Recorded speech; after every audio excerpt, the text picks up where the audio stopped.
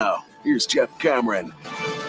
Seminole Headlines, 93.3 Real Talk Radio. It is great to be with you. I'm Jeff. There's Ira. There's Corey. Here you. Thanks for watching, everybody, on Warchant TV and for listening on 93.3. This hour brought to you by Register Sausage. Yay, sausage! Saw Register Sausage. Hey, now, last night at Publix. Every time, right? Yeah. It's everywhere. And I almost did the Ira and took a picture of the case, but I figured I don't want to be redundant. We know it's out here. I mean, I feel like we're running up the score on the other sausage brands. Yeah, they're getting boat race at this point. Yeah. They're just like, they're putting them in the corner behind some bologna Yeah. and Just some throwing them in the parking lot, some liverwurst. throwing them in the dumpster. And then- Not Throwing them in the parking lot. And then Registers is getting the whole case, man. Some guy tweeted us last night. He made the short links, I think, for breakfast with some pancakes. Man, you can't go wrong. They Short are links. Saturday delicious. night for breakfast when I was not watching NLCS Game 6. Stephanie made me fried eggs and Register sausage. For Saturday night for breakfast. Well, right. I mean, All right. I ate breakfast Brenner, as I like to call it. That's what. Yeah. Can't go wrong with that, by the way. I used to love it when my parents would make breakfast for great. dinner. Come People home, don't do it we're doing enough. breakfast for dinner. You're like, Yeah. woohoo, because breakfast food is awesome. Yeah, eggs are better than just before noon. Absolutely. If you're not fortunate enough to live in this area, you can order Register Sausage online at registermeats.com. They will deliver to you. It comes fresh in like with ice in a cooler. Like literally, they send you a cooler with ice to That's all keep you it need to hear. fresh. It's awesome. And man, a huge game this weekend. People are going to be either tailgating at the game Yeah. or You guys are going to be having there. festivities at your house. So make sure you get some Register Sausage. Hey, so that's the first thing, right? Our thanks to Register Sausage. And how about this, boys? Fast forward from 0-4 to right now, and we're saying to each other, there's a chance. Yeah. There's a chance. They got a They're going up to fighting chance. Clemson with Yeah. a legitimate chance. I'm not saying it's going to happen, but I'm not saying it's not. Yeah. I'm not saying it's not. Nobody could. No, I mean, It not, wouldn't stun you. No, it would. That's the thing. Yeah. It would not stun you. Nobody would be like, oh my God, they won. Before the season, especially last season, but before this season, even well into this season, you're like, there's no chance. It's a loss. We even said that. That's a loss. That's a loss. It doesn't feel like it's definitely not an automatic loss like we thought it was a month ago or a year ago. Let me ask you this. Have you watched Clemson play the last few weeks at all? Yeah. If you just saw them play and you didn't know any of the history, you didn't know that the last 3 times Florida State's played Clemson, it's been ridiculous. Not great. Not even competitive. Yeah. And you just saw Florida State play these last few weeks and you put those two teams in a vacuum in a game, what would you think? I think Clemson's in for a rough day. My folks. Seriously, man. Yeah, no, I know. You wouldn't think that, man, that's good. There's no way they're Well, just the way they played Syracuse, even like it Right. felt like, I don't know. Florida State had some big plays in that game, but other than the big kid getting loose for the Syracuse quarterback, I thought Florida State's defense was pretty good in that game. Not as good as Clemson's because they're not as good as Clemson's. But Florida State's offense was a lot better than Clemson's. So just watching that, you're like, yeah, they can hang with that team. They're probably better than that team. Just watching those two. The last 2 weeks. I would say. But Pitt is good. That's another thing. Pitt's too. really good, and Pitt can throw the ball. Yes. And Pitt did throw the ball for over 300 yards and 2 touchdowns and 0 interceptions. Clemson's defense is a lot better than Florida State's defense. The question is Florida State's offense a lot better than Clemson's offense? It's better. It's better. But I don't know if what's the yeah. disparity? Yeah. It's not the disparity is, and that's crazy to say that right now Florida State if Clemson's offense in practice must not score. Could you imagine? I How mean, good what they does are? that defense, look how like? could they? Yeah, they have struggled mightily to say the They least. maybe and they give them 6 downs just to get some confidence. it's so odd too because you still have talented receivers, talented backs. Obviously, this offensive line was bad before injury. Now they've had another injury, so it's been fairly decimated. That's exciting to hear.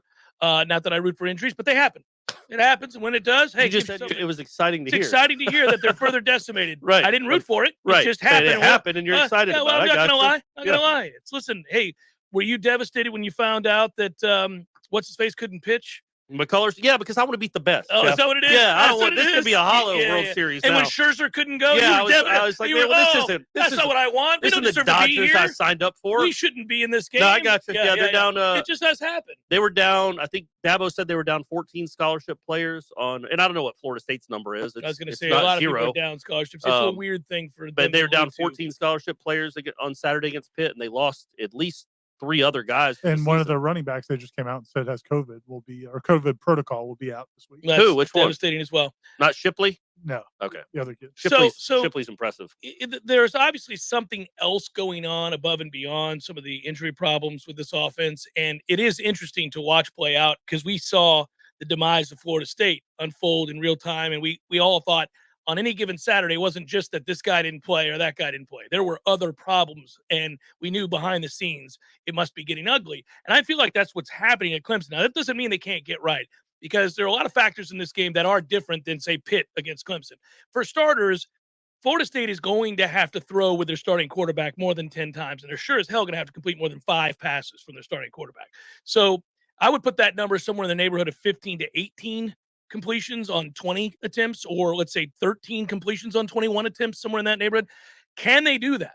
Because you have to keep them somewhat honest. My guess is you do what you did against Syracuse. Well, my guess is Brent Venables. Right, You just know what I throw mean? the sideline, Just but throw that's probably sideline. not going to work. They'll just get blown up. I would say, if I'm Venables, I'm bringing the house. I'm flooding the zones. You're going to have to throw the ball over me. You're going to have to beat my corners in one-on-one coverage, and I'm going to say, can you do it? Because I'm not sure we can. That's the game to me.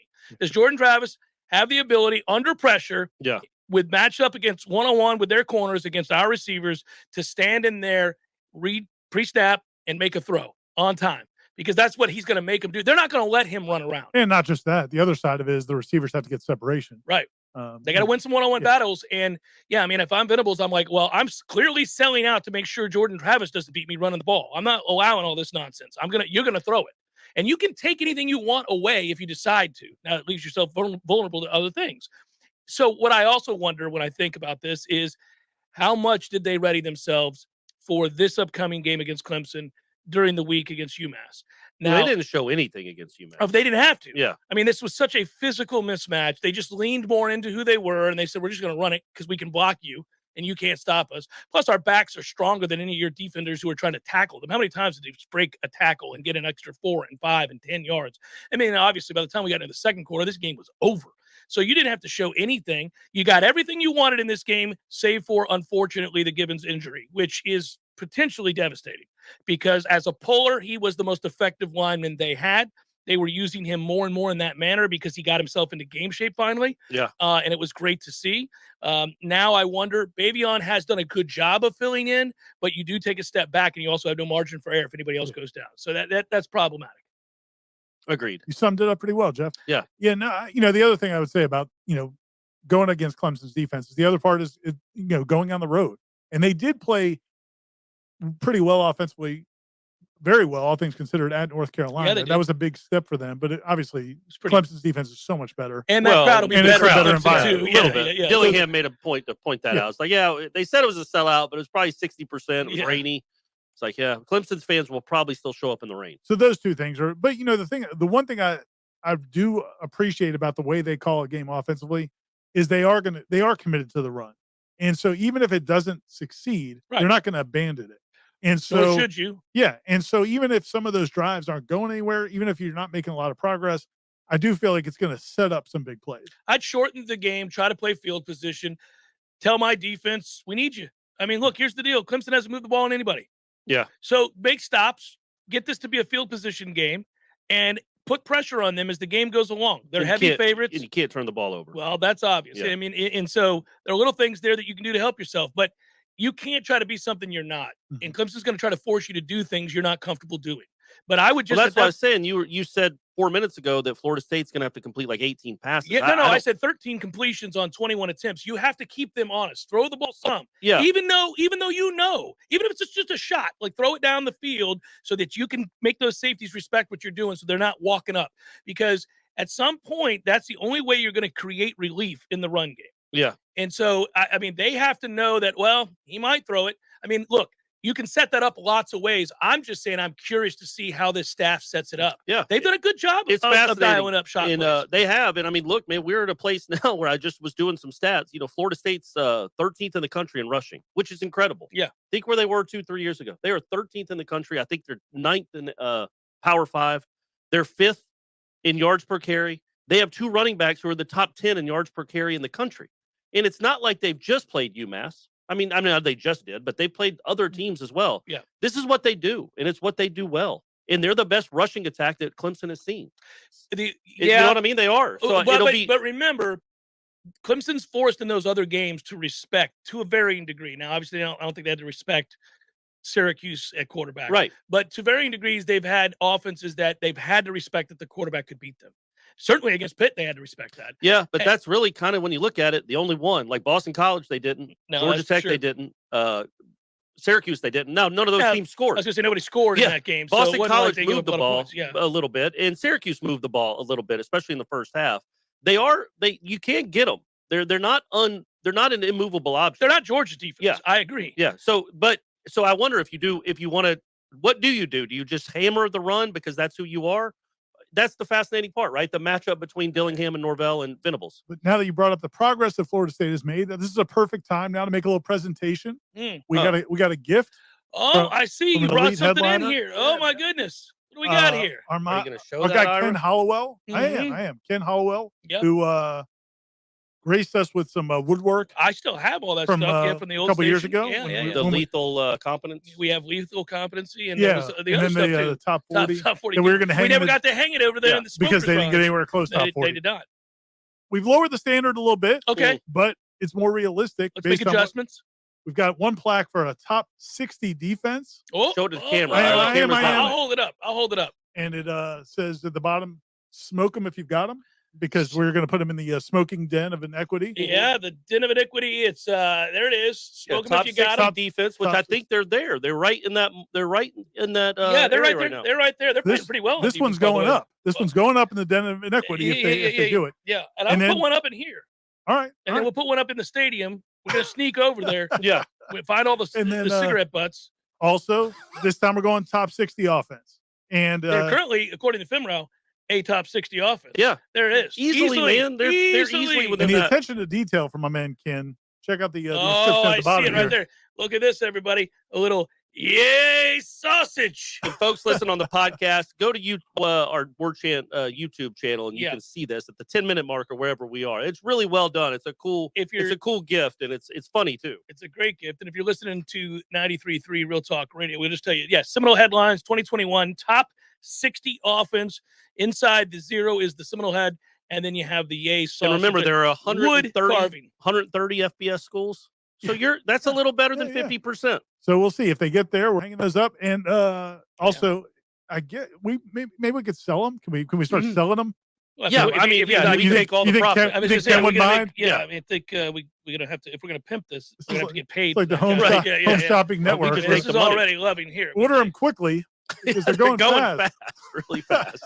But thanks, Ken. And he lives here in Atlanta. And Corey, you can swing on by. Yeah, I'll pick up the money. Yeah, pick up the money. That's a good idea. So we talked about it yesterday on the show, on the Jeff Cameron show, and I'm going to ask you guys about this next. We got to come up with the number. What's the race to, boys? As we sit here on a Tuesday, what's the race to? We'll all give our suggestions next. Seminole Headlines, 93.3 Real Talk Radio, and Warchant TV. Real Talk 93.3 wants you to win $1,000. Why? Because money talks. Do you understand the words that are coming out of my mouth? Your next chance to win is coming up during the Jeff Cameron Show at 2 p.m. Listen out for the keyword, then click on the Real Talk Money megaphone at realtalk93.com. Money talks. Everything else can take a walk. Money, I just can't get enough. Hi, Chris Kraft for the Kraft Brothers dealerships. We've experienced a couple of blockbuster months recently. What does that mean to you? It means we have a whole lot of quality pre-owned vehicles. And just when there are rumors about high prices on pre-owned cars, you guessed it. At Kraft Nissan and Infiniti, we are discounting every single pre-owned car, truck, and SUV on our lot. Instead of Dad dreaming of a new truck or SUV, why not bring him out to the Kraft Brothers lot on Mahan Drive to look at SUVs and trucks? Match what he wants. Kraft Pre-Owned has dozens of Toyotas, some Ford F-150s, and Ram 1500s. And of course, we have a big supply of Infiniti and Nissan vehicles. If we don't have what you're looking for, we will do our level best to find the car you want. Let other dealers charge you too much for pre-owned cars. Kraft Nissan and Infiniti are saying right now is the best time of the year to save on a quality pre-owned vehicle. Kraft Nissan and Infiniti of Tallahassee on Mahan Drive between Academy Sports and Costco. And remember, if the car you are looking for doesn't have the Kraft tag on it, you'll pay too much. Way too much. Hey Hey Tallahassee, this is Sarah with Seminole Autoglass. There's so much more to autoglass than most people know. It's part of the car's structural integrity and one of the few things keeping you in the car in the event of a collision, which is why it's so important who you use. The big insurance company is going to gripe and complain anyway. Don't let them tell you where to go. Go with who you know. Seminole Autoglass has over 25 years experience. We use the highest quality products from start to finish because we know the importance of what we do. Experience the Seminole difference. We are more than just a glass company. We are your local autoglass experts. Better call Seminole. Hi, I'm Jeff, founder of Which Superior Sandwiches, and I'm here to tell you about our signature witch, the Wicked.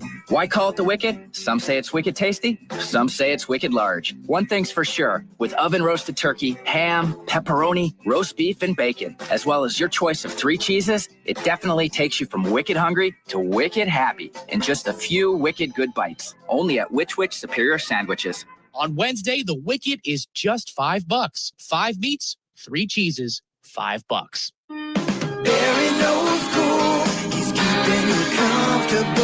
This is Kyle, service manager from Barano Heating and Air. Schedule an appointment from your mobile device to learn about our Total Comfort Service Program. With guaranteed same-day service, 15% off necessary repairs, and $25 berry bucks to use towards air filters and other products. Turn to the experts at Carrier and Barano Heating and Air. Any day, anytime, anywhere. Online at baranoac.com. Florida license CAC 1816-186. Tallahassee's biggest, baddest Halloween party is at the Brass Tap in Midtown this Saturday at 7 p.m. Enter the costume contest for a chance to win $500 in cash. Registration begins at 8 and the contest kicks off at 9. Bring your friends to cheer you on. $4 zombie shots, $5 pumpkin beers, and $6 dead guy whiskey. Tons of specials and fun at the 8th annual biggest, baddest Halloween party at the Brass Tap in Midtown. Be there or beware. Life is stressful. Dinner shouldn't be. That motto is why Register Sausage has been doing business in the Florida Panhandle and Lower Alabama for over 75 years. A proud sponsor of Seminole Headlines, Register Sausage always provides the best Southern smoked sausage to over 140 grocery stores and restaurants throughout the Southeast. Headliners have discovered the Register's difference. You can too. To find a store that carries Registers near you or to buy directly, head to registermeats.com. That's registermeats.com. Register Sausage. Yay, sausage! Seminole Headlines returns now. Head to YouTube and search for Warchant TV today to catch the show live or on demand. Now, here's Jeff Cameron, Ira Schofel, and Corey Clark. I'm I can't help myself. We're looking at World Series odds in the midst of all this because congratulations, first of all, on the Braves getting the World Series. Yeah. Scrolling through Twitter and seeing that they'd won it. You didn't watch? No. You did watch. I didn't. I watched a Ryan Reynolds movie where he's trapped in a video game. So here's what I knew. Sir. I got it. It's. Are you not going to watch the World Series? I will. That's what I said. Like, once they got to the World Series, this is all cake. Now, if they get up 3-1 or something. You won't watch? If I start to get nervous, I might. It's not good for the ticker. What do you do when Brady's playing? I get a little nervous, but I'm usually fine. I'm down by the right field line. That's really weird. Well, the stakes aren't as high. It's 12-year-old baseball. It'll be harder when he's in high school or if he's playing in college or something. Yeah, when he's pitching in the World Series, Ira, I'm not going to be able to watch. Well, admittedly, I have to tell you, I think if my son ever pitched or played in the World Series, I'd have a hard time watching that. Being the quarterback, he came up the other night or something. Bryce came up the other night, 3-3. Down 3-2, runner at second. That's making it worse. At 3-3, I can watch it. 3-2, runner at second with 2 outs, and he's up. I'm like, just don't strike out. Just don't strike out. He walked. Oh, like, all right. Now Brady struck out. Brady struck out like 2 or 3 times to end the game, a close game, and it's tough, man. It's tough to see your kid do that. When he gets in the car, you go, "Good job. Way to let your team down." Right. You didn't let him in the car. Yeah, you can walk home. You know where it is. So you got teammates. Those kids are hurting because of you today. Take that one with you because you won't do an extra 10 minutes of batting practice.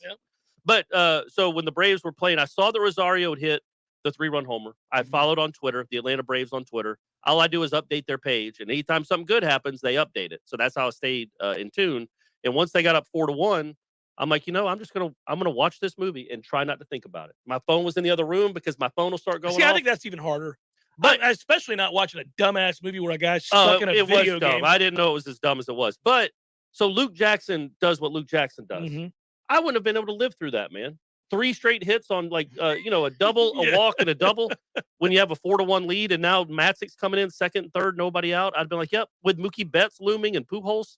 I'm like, yeah, they're about to lose this because of Luke F. Jackson. And I would have said a lot of things I shouldn't have said. Right. And it's just hard on the ticker. I don't know how you guys do it You with can Florida say State those Clemson. things. Just say them in your house. Just don't say them around a bunch of people. I don't now. know why baseball is different than football, but it is slow. Yeah, it's a slow burn. Slow, agonizing. So death. back to Florida State Clemson. The number that we're racing towards. I always say, what's the race to? I think the answer is 21. Well, I was going to say, since Clemson 20. can't score over 19. Well, I mean, they like can. 20. They can, but yeah, 21.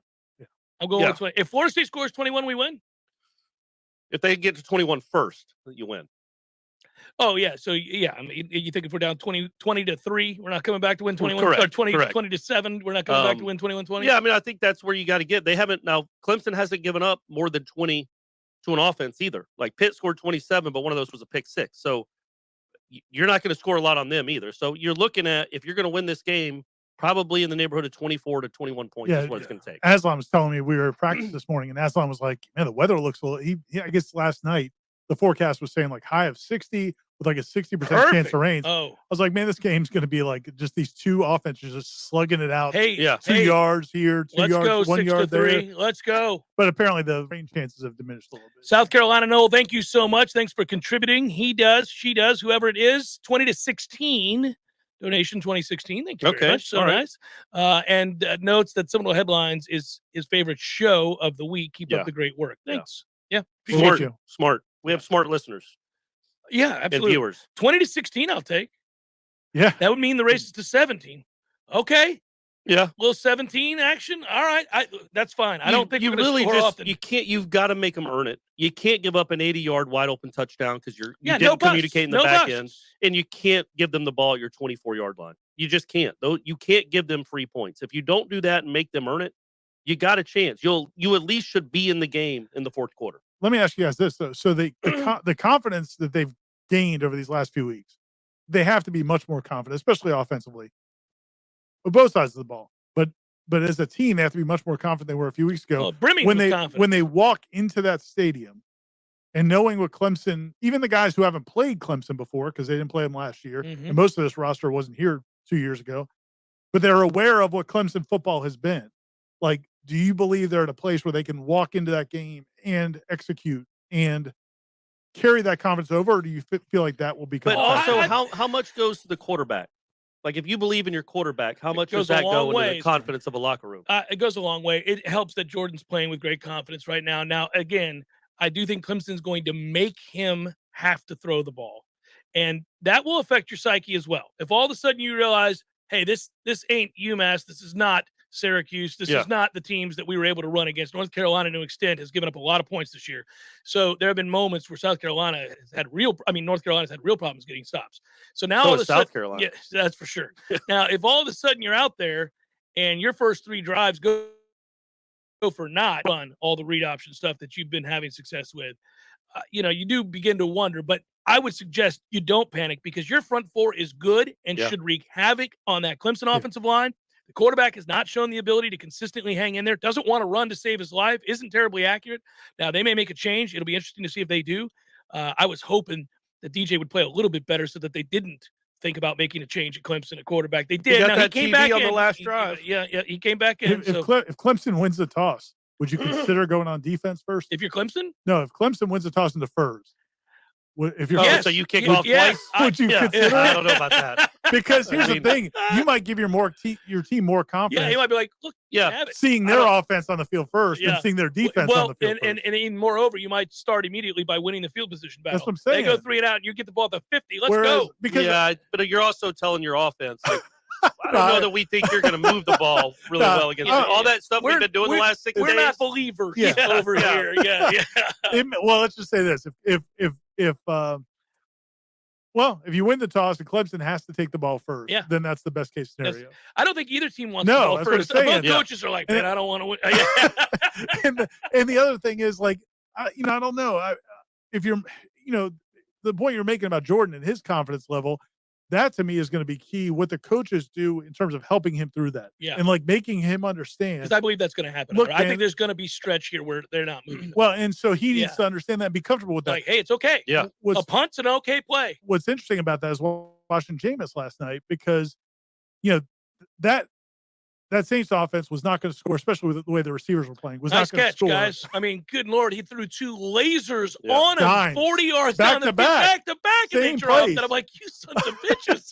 That has to hurt your feelings. But Jameis seemed like he was, you could tell he was getting frustrated because the offense was not executing. But I think he's been told, look, we can defend, and Geno Smith ain't going to score. We can be out here. Yeah, that was that's smart. what He I'm threw saying. the ball away when they were in the red zone. And that's what I'm saying. Goal. Yeah, and that's what I'm saying. Like you could see him kind of get a feeling for that, but that's not his nature. No, check it down, baby. Check it down. Yeah. They're just begging him. Just check it down. You got Alvin Kamara. Just check it down. Yeah, but when it goes to Jordan Travis, he's got to know that. He's got to know if we're at the 21-yard line, going into score and it's 3rd and 11, don't force anything. We got to get the points. Yeah, you've got to get the 3rd points. and 11, really. Don't But force it. Call a run. It'll be interesting to see what they do, what Norvell and Dillingham do, because they know like we know. Venable's whole point is to take 13 away. You are not going to beat us with your legs, man. You are not going to beat us with your legs. Well, and I think that's what NC State will do. something And I open. think that's what Florida will do. I mean, that's what teams are going to attempt to do. Again, I'm not comparing him to this guy necessarily, but everybody went into the games against Louisville saying we're not going to let Lamar Jackson beat us with his legs. He does. Now, he's not the athlete that Lamar Jackson is, but he is an athlete, and he's not an athlete that they're used to covering at quarterback. He's a better athlete than Pickett. Pickett's a better thrower, granted. But my point being, they know what Clemson's going to try to do. So what are they going to counteract that? This is a game on the coaching staff to me, man, because there will be some stuff that you have to scheme open. Well, you have to scheme around because you're going to get whipped in some one-on-one matchups. You just are. And that was Tom mentioned this yesterday on your show, and I think it's a really good point is, Clemson did have 2 pretty grueling games back-to-back leading into this week. Yeah. Florida State did have a bye in UMass. So if 2 they buys. And they didn't show anything in the UMass game. I So got to they- believe yeah. you're not allowed to talk about No. it, but I mean, I got to believe that they've been out there You would working on assume, some things that they're going to, it's weird. It's almost like you want to scheme something up early, surprise them. Remember when Clemson came in here and threw the kitchen sink at Florida State, and then Florida State was able to combat that and ended up winning the game? Was EJ Manuel. He had a huge night. He actually had a huge night running the ball. And that's when they did that end around, which was oddly to that particular. Why would you do it to Kelvin Benjamin? Why KB? He's still running. Yeah. But That's I mean, awesome. so all That was those heavy. things. That was heavy, Kelvin Benjamin. Yeah, but the point is, Clemson did throw everything they had. I would love to see Florida State do something along those lines early on, something that they haven't put on film. Yeah. You hit it. Now, you got to hit it if you get it. Yeah.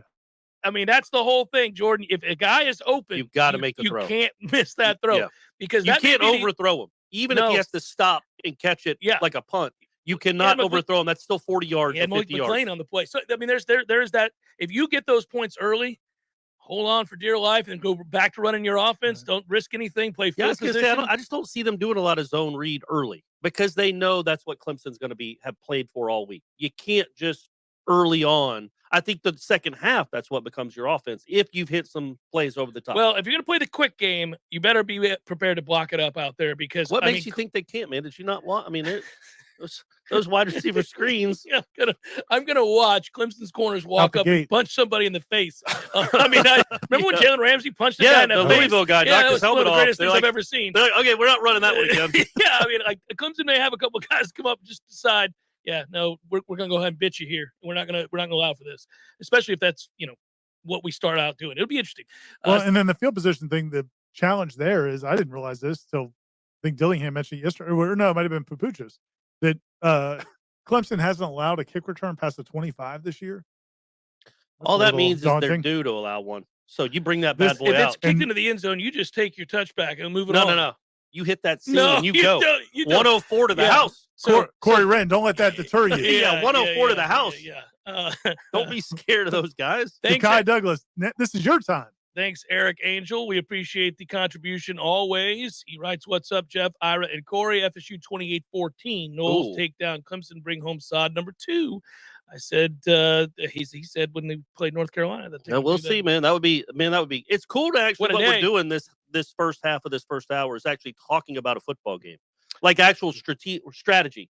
Well, and talking about a lot of things about the fact that they have a chance to win. Yeah, that but hopes like are it's high. a game that matters, and it's not just like I don't know. Hey guys, if you pull off this upset and listen, everybody will point out Clemson hasn't played well this year. That's fine. They're still a favorite. They got better players. Yeah, it would be a road win against a team that's heavily favored against you, who has better players. Dabo, and it would be awesome. Yeah, you beat Wuhan, and then so from there, let's say you get that win. Now let's just say it at that point. We're going to a bowl, guys. Yeah, it's just a matter of which Shreveport one. is on the horizon. We're sailing past Shreveport. And is the Orange Bowl still an ACC bowl, right? Right? Seems likely. You think we get ranked? I mean, a couple more wins, you get ranked. If you're 6-4, you're getting votes. At least. At that point, you win 6 straight. Yeah, you're getting votes. That's funny. Seminole Headlines, 93.3 Real Talk Radio. Warchant TV continues in a moment. Your local news now. Thomas County Central High School is not the target of a threat spreading on social media, according to a message from the school's principal. The Thomasville Police Department on Sunday received several messages about a suspicious Snapchat screenshot, which appeared to reference bullying and a school shooting. The department took to Facebook Sunday to explain that the post referred to a Central High School that looks similar to a post going around in other states. According to the principal's message, it was determined the threat was linked to a school in Missouri. The Tallahassee Symphony Orchestra has been inspiring people with great music for decades, and their Spooktacular Halloween Symphony is just a taste of what they bring to the community. The Halloween Symphony Spooktacular is a free orchestral concert on October 29th, where everyone gets a head start on their spooky activities. All ages are encouraged to dress up in their costumes and enjoy food trucks, games, and trick-or-treating at a variety of booths throughout Cascades Park. The concert starts at 7 p.m. This is Rachel Lene with your Real Talk 93.3 local news update, brought to you by Macklemore Systems, Tallahassee's go-to Mac store. Check them out online at MacklemoreSystems.com. This is meteorologist Paul Trombley with your Real Talk 93.3 weather update. High of 78 this afternoon. Under sunny skies, winds out of the northwest, 8 to 15 miles per hour. Partly cloudy tonight, lows dip down to about 55. A mix of clouds and sun again tomorrow. High of 78. Upper 70s Thursday with a chance for scattered storms. Upper 60s, a mix of clouds and sun Friday. This report is brought to you by the Lawn Johns. For all your landscaping and lawn care needs, visit thelawnjohns.com. Right now, 73. Where is the best place to find Michelin, Firestone, Dunlop, Goodyear, and Bridgestone tires? Nice Tire and Auto Service. Where's the best full-service auto center? Nice Tire and Auto Service. They do everything from computerized alignments to brakes, tune-ups, and safety inspections. Where can you get complete auto service you can trust? That's easy. Nice Tire and Auto Service. 4792 Bluntstown Highway, just west of Capitol Circle. Life is stressful. Dinner shouldn't be. That motto is why Register Sausage has been doing business in the Florida Panhandle and Lower Alabama for over 75 years. A proud sponsor of Seminole Headlines, Register Sausage always provides the best Southern smoked sausage to over 140 grocery stores and restaurants throughout the Southeast. Headliners have discovered the Register's difference. You can too. To find a store that carries Registers near you or to buy directly, head to registermeats.com. That's registermeats.com. Register Sausage. Yay, sausage! Here's what you missed on the Greg Tish Show. Charlie Crist, he's running for governor. To mention the governor, I'm tired of it. I'm sick of it. And we see it in presidential. We see it all the time. It's the new norm. We even saw it in local. That it should be. It's like, hey, I'm running for this local seat. Do you understand? I heard a statistic that like half of our population reads at like an 8th grade level. And what is the other 2/3 grade? That means almost half does not. You're right. The Greg Tish Show, Monday through Friday, 6 to 9 a.m., only on Real Talk 93.3. Seminole Headlines is brought to you by Register Sausage, serving the Florida Panhandle and Lower Alabama for over 75 years. To find a store near you or to buy directly from Registers, head to registermeats.com. That's registermeats.com. Seminole Headlines returns now. Head to YouTube and search for Warchant TV today to catch the show live or on demand. Now, here's Jeff Cameron, Ira Schofel, and Corey Clark. You know, you look at this total, and I actually see it's moved up to 47.5. The gambler in me is checking these numbers, but I also check it because I want to see the story of the game. So are we talking maybe 28-20 Clemson at 47.5? I think we kind of are. That's what, because they're, well, with the spread still around 27-17 right? Actually is somewhere in that neighborhood, something like that. Maybe even 31-17, because they've got that spread at 10. I'm trying to get a number that makes any sense with them winning by 10. Well, the thing is, you look at Clemson's games, and really, look at Florida State's games that they lost. They're all like one-possession games. I mean, that Pitt game could have gone either way for Clemson. The Syracuse game could have gone either way for. I mean, they every game they've played 14-8 against Georgia Tech. Yeah. They could have lost all of them or won all of them. Yeah. So they did lay the hammer to South Carolina State. Yes, they did. That was their UMass. Yeah, they laid the wood there. But they're not good enough offensively to put anybody away, and they're good on defense. But it's not like they're just it's not like they're scoring defensive touchdowns. Really big game for Adam Fuller and his staff. I mean, that whole defensive staff it's a big game. They've shown real signs of life in organization and communication and physicality. Yeah. They've played well together. You're healthy-ish. They've been smarter. They've played really well these last 3 games. They've had moments. I mean, there have been some moments where there was a bust here or there, a communication problem here or there, but it's been far less than what we saw those first 4 games. And if you can carry that over on the road here against a struggling offense and allow them to continue to struggle, I mean, don't be the reason they get right. It's a bad look. Yeah. If all of a sudden Clemson drops 38, they haven't been able to do it against anybody, including Georgia Tech, Boston College, Syracuse, anybody. Yeah, it wouldn't be a good look. I wonder if they change quarterbacks. Because the reason I say that is because last week, Dabo's real defensive of DJ last week, and he got asked a couple questions. A little less so this week. Yeah, he even said everything's open. I think he's about tired about that. And he even said Sunday night, he said, when he was explaining the issues, he's like, we've got some guys out. We haven't gotten good quarterback play. And it's like, wait a minute. Last week you said DJ's been doing great. That was his best game. So it's almost like he's given up on that narrative. Well, he's just speaking things into the ether, hoping they happen to turn out that way. I mean, he's tired of having to answer questions about why they can't move the ball. And so sometimes he takes a real positive approach and says, oh, we're this close. It's this, Jimbo used to do that. Yeah. And then other times, out the gate. Like a couple plays here, out the gate. There. Lately, though, you're right. That latest one was kind of like, Well, and he pulled. When was the last time he pulled a quarterback? I'm almost positive he's had the first round draft pick. It was Cole Stout being pulled for Deshaun Watson in Tallahassee. And That's Cole the last Stout time he pulled a quarterback. Went on to destroy Oklahoma in a bowl game. Yeah, but so bizarre. This is something he hadn't had to deal with in 8 years. He's had incredible quarterback play for almost a full decade now. Yeah. Going back to Taj Boyd, really, he just had that 1 year where Deshaun Watson's freshman year. So he hadn't handled it well either, but he's not used to it. Which is a good thing. You've got a good program and you're recruiting well if you don't have to keep answering questions about quarterback controversies because there is none. And he hasn't had any, but now he does. And there's just it's just so inconsistent. What should I tailgate, boys? What? We're getting bogged down in minutia here. What should I tailgate with? What should I eat for this game? Register sausage. Is that a promo? I always do that. No, it's not. I'm not promoting anybody, but I'll do that. The kids love register sausage. They'll gather around the grill. What about on a spit? No, I'm not going to do that. Oh, well, then why'd you ask me? Because that's an absurd thing. I'm not going to go out and get a pig and put it on a spit. Well, don't go out and get a pig. You go hunt a boar with a bow. Yeah, that's also not going to happen. Fine then. Don't ask me for opinions. Because you forever go out hunting with a bow. And I throw it try. on a spit. Yeah, that's what I do. Yeah. Good question, man. I think what's your go-to grilling food? I'm a big fish guy. So, I was thinking some shrimp on the barbie. A lot of shrimp, a pescatarian. lot of salmon, a lot of grouper. Grilling salmon. Oh, salmon's not a tailgate food, buddy. I keep it not in Tallahassee, maybe in Florida. Chapel Hill it is. No, I keep it off the fire. You got to keep it off the fire. I got some. It's still what you're eating, man. That's not a. You got to keep it off the menu. Yeah, keep it out of your mouth. Salmon's delicious. Keep it out of your mouth. I mean, I like salmon, but I'm not tailgating with salmon. Well, I'm not actually tailgating. I'm at my house. I'm going to be watching the game on my 85-inch television. I don't understand the whole conversation then. You could go pick up some Horizons. Wouldn't be a bad idea. That's fair. Don't. I hate that already, man. It's really bad. Bar and grill. It's good stuff. Yeah, it's awful. Okay, sorry. Awful. Went there, by the way, for brunch. They're going to get angry at you. No, they're not. People are going to be singing that around town anytime they see that sign. I actually got a DM from somebody yesterday of a guy, George, who used to be an FSU student, and he lives out of town now, but he was in town last weekend. We've been covering the team for that long. He's a young guy, but he DM'd me yesterday and said that he went to Horizons. He was in town last weekend for homecoming, went to Horizons, loved it. Crushed it. Great place. Great brunch, too, on Sundays. Bannerman Crossing, Northeast Tallahassee. Check them out. It's impossible not to like their food. I get it. I get that shrimp every time, admittedly, but others have allowed me to pick off of what they get, and every time it's delicious. Yeah.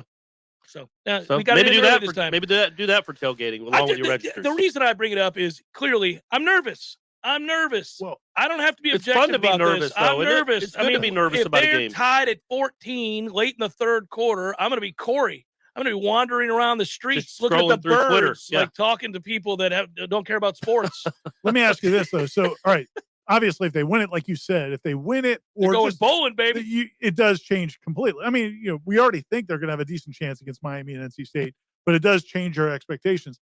If they lose it, and say Clemson finds something, maybe they do play the backup quarterback. Justin Ross catches 3 touchdowns, that's a problem. and the game doesn't go well. Yeah. Does that erase what's happened these last few weeks? No, I don't think so. But it's the first time you haven't taken a step forward. I even think this past week was a step forward because they hammered. It would be a reality check. It's a step sideways. I don't know if you call any loss to Clemson a step backwards. Good job, Will Stonecrab is a good call. That's not bad either. But if you go out there and lose to yeah. a team that's not very good by 4 touchdowns, that's not a great look. It'll all depend on how you react to it the next week. But I think that'll be the first time in a month you felt like, okay, they just hit a wall. Well, and that's the point you just made there is what I do think is really important, because I know you made a big deal about it. You wrote about it in your column, but then also you talked about it on Wake Up. The idea of the way they celebrated last week and just the joy that you see in this team. I really think that where we will see how valid that is if they do get behind, or if they lose. Yeah. Like, what's that camaraderie look like then? Because, man, everybody can celebrate together when you're winning. Right. And especially when you're winning 59-3. But will they be that close? And then can they bounce right back? Yeah. Because that's, you look at this season, and really what happened is that Jacksonville State loss is what killed them those next couple of weeks. I mean, I think the team we're seeing now is the team we saw against Notre Dame and the team we thought we would see going into the season. When they blew that Jacksonville State game, man, I just think they went into a shell. So now if you go up, I think they were in shock. Yeah. Yeah. And if you don't play well in this game and you lose, can you bounce right back, or does it send you into another tail? Well, it's important because now this is the hard part of your schedule, and you can't go and lose Clemson, NC State, Miami, and Florida and feel real good about much of anything. That does remove all the good work. Yeah, then everybody go, well, that's great. You won 3 games against Syracuse, UNC, and UMass. Yeah, well, and maybe BC. Well, that's why I skipped over BC, because I'm assuming right now the way BC is currently constructed, they're going to beat BC. Yeah, let's hope. BC's in trouble right now. If they just win one of those 3, though, people buddy, feeling good. If you get to 5-7, when you started 0-4, yes. So you finished the season 5-3, and that was the hardest part of your schedule. Yeah, man. The only reason I ask you those is because expectations change. People move the goalposts once you start having some success. Yeah, it's hard to move them in the middle of a season. Like, you know what I mean? Like, the goalpost to start this season was 6-6, 7-5. And if you take away the stupid loss to Jacksonville State, that would be exactly kind of where they were. That's just such an unforgivable. I don't even want to talk about it. But they are they've made the progression we wanted them to see. Unless these last 5 weeks all end up not just in losses, but 20-point losses. Yeah, we all know. Look, the bottom line is if you go up to Clemson, who hasn't scored on anybody, and give up 40, and you lose 45-7, I mean, yeah. It'll be pretty dour around here before the NC State game. I mean, people be like, oh, yeah, I mean, it's not going to be good. It'll be pretty dour. People will be like, well, sweet Jesus, that was a comeuppance. I mean, we just allowed Clemson to get right. What ups the ante with this game, with the fan base, is Dabo has really ascended to the villain. Like, he wasn't, I don't know, was he that big of a villain 3 or 4 years ago? 3 or 4 years ago, no. Then since that time, he's said a lot of stupid things. Well, but on even, the regular. Not even just the stuff that he just says about life in general, but specifically how he attacked your university and your program last year. He questioned your and integrity. basically called you cowards. Yeah. I think he's up there at number 1 now. I think he's surpassed Jimbo. Oh, we never played Jimbo. But I mean, as far as like fans' ire directed, now, I think he's above. I think he's reached almost urban territory. Like, this is, people do not like him, and I think most of it stems from the asinine stuff he said last year around this time, and then doubling down on it. Oh, Wuhan has said a lot of dumb things. He's a clown. He just confirmed what we suspected in the early days when he was struggling. It's just that he came out of it, and then all of a sudden his voice. So it'd be cool to beat him. Yeah, it'd be cool to beat him. Well, that's what I was going to say. Is like, we sometimes will write that Florida, Miami, and Clemson are the 3 rivals. And Clemson's kind of become a rival. Some people will dispute that, feeling like Clemson's not really a rival. But I think Dabo's kind of pushed it closer to where they're actually. Back when this started to become a real thing, where Clemson was taking over, where Florida State was vacating, I said to Tom, right now they're the most like us because they care about football just like we care about football.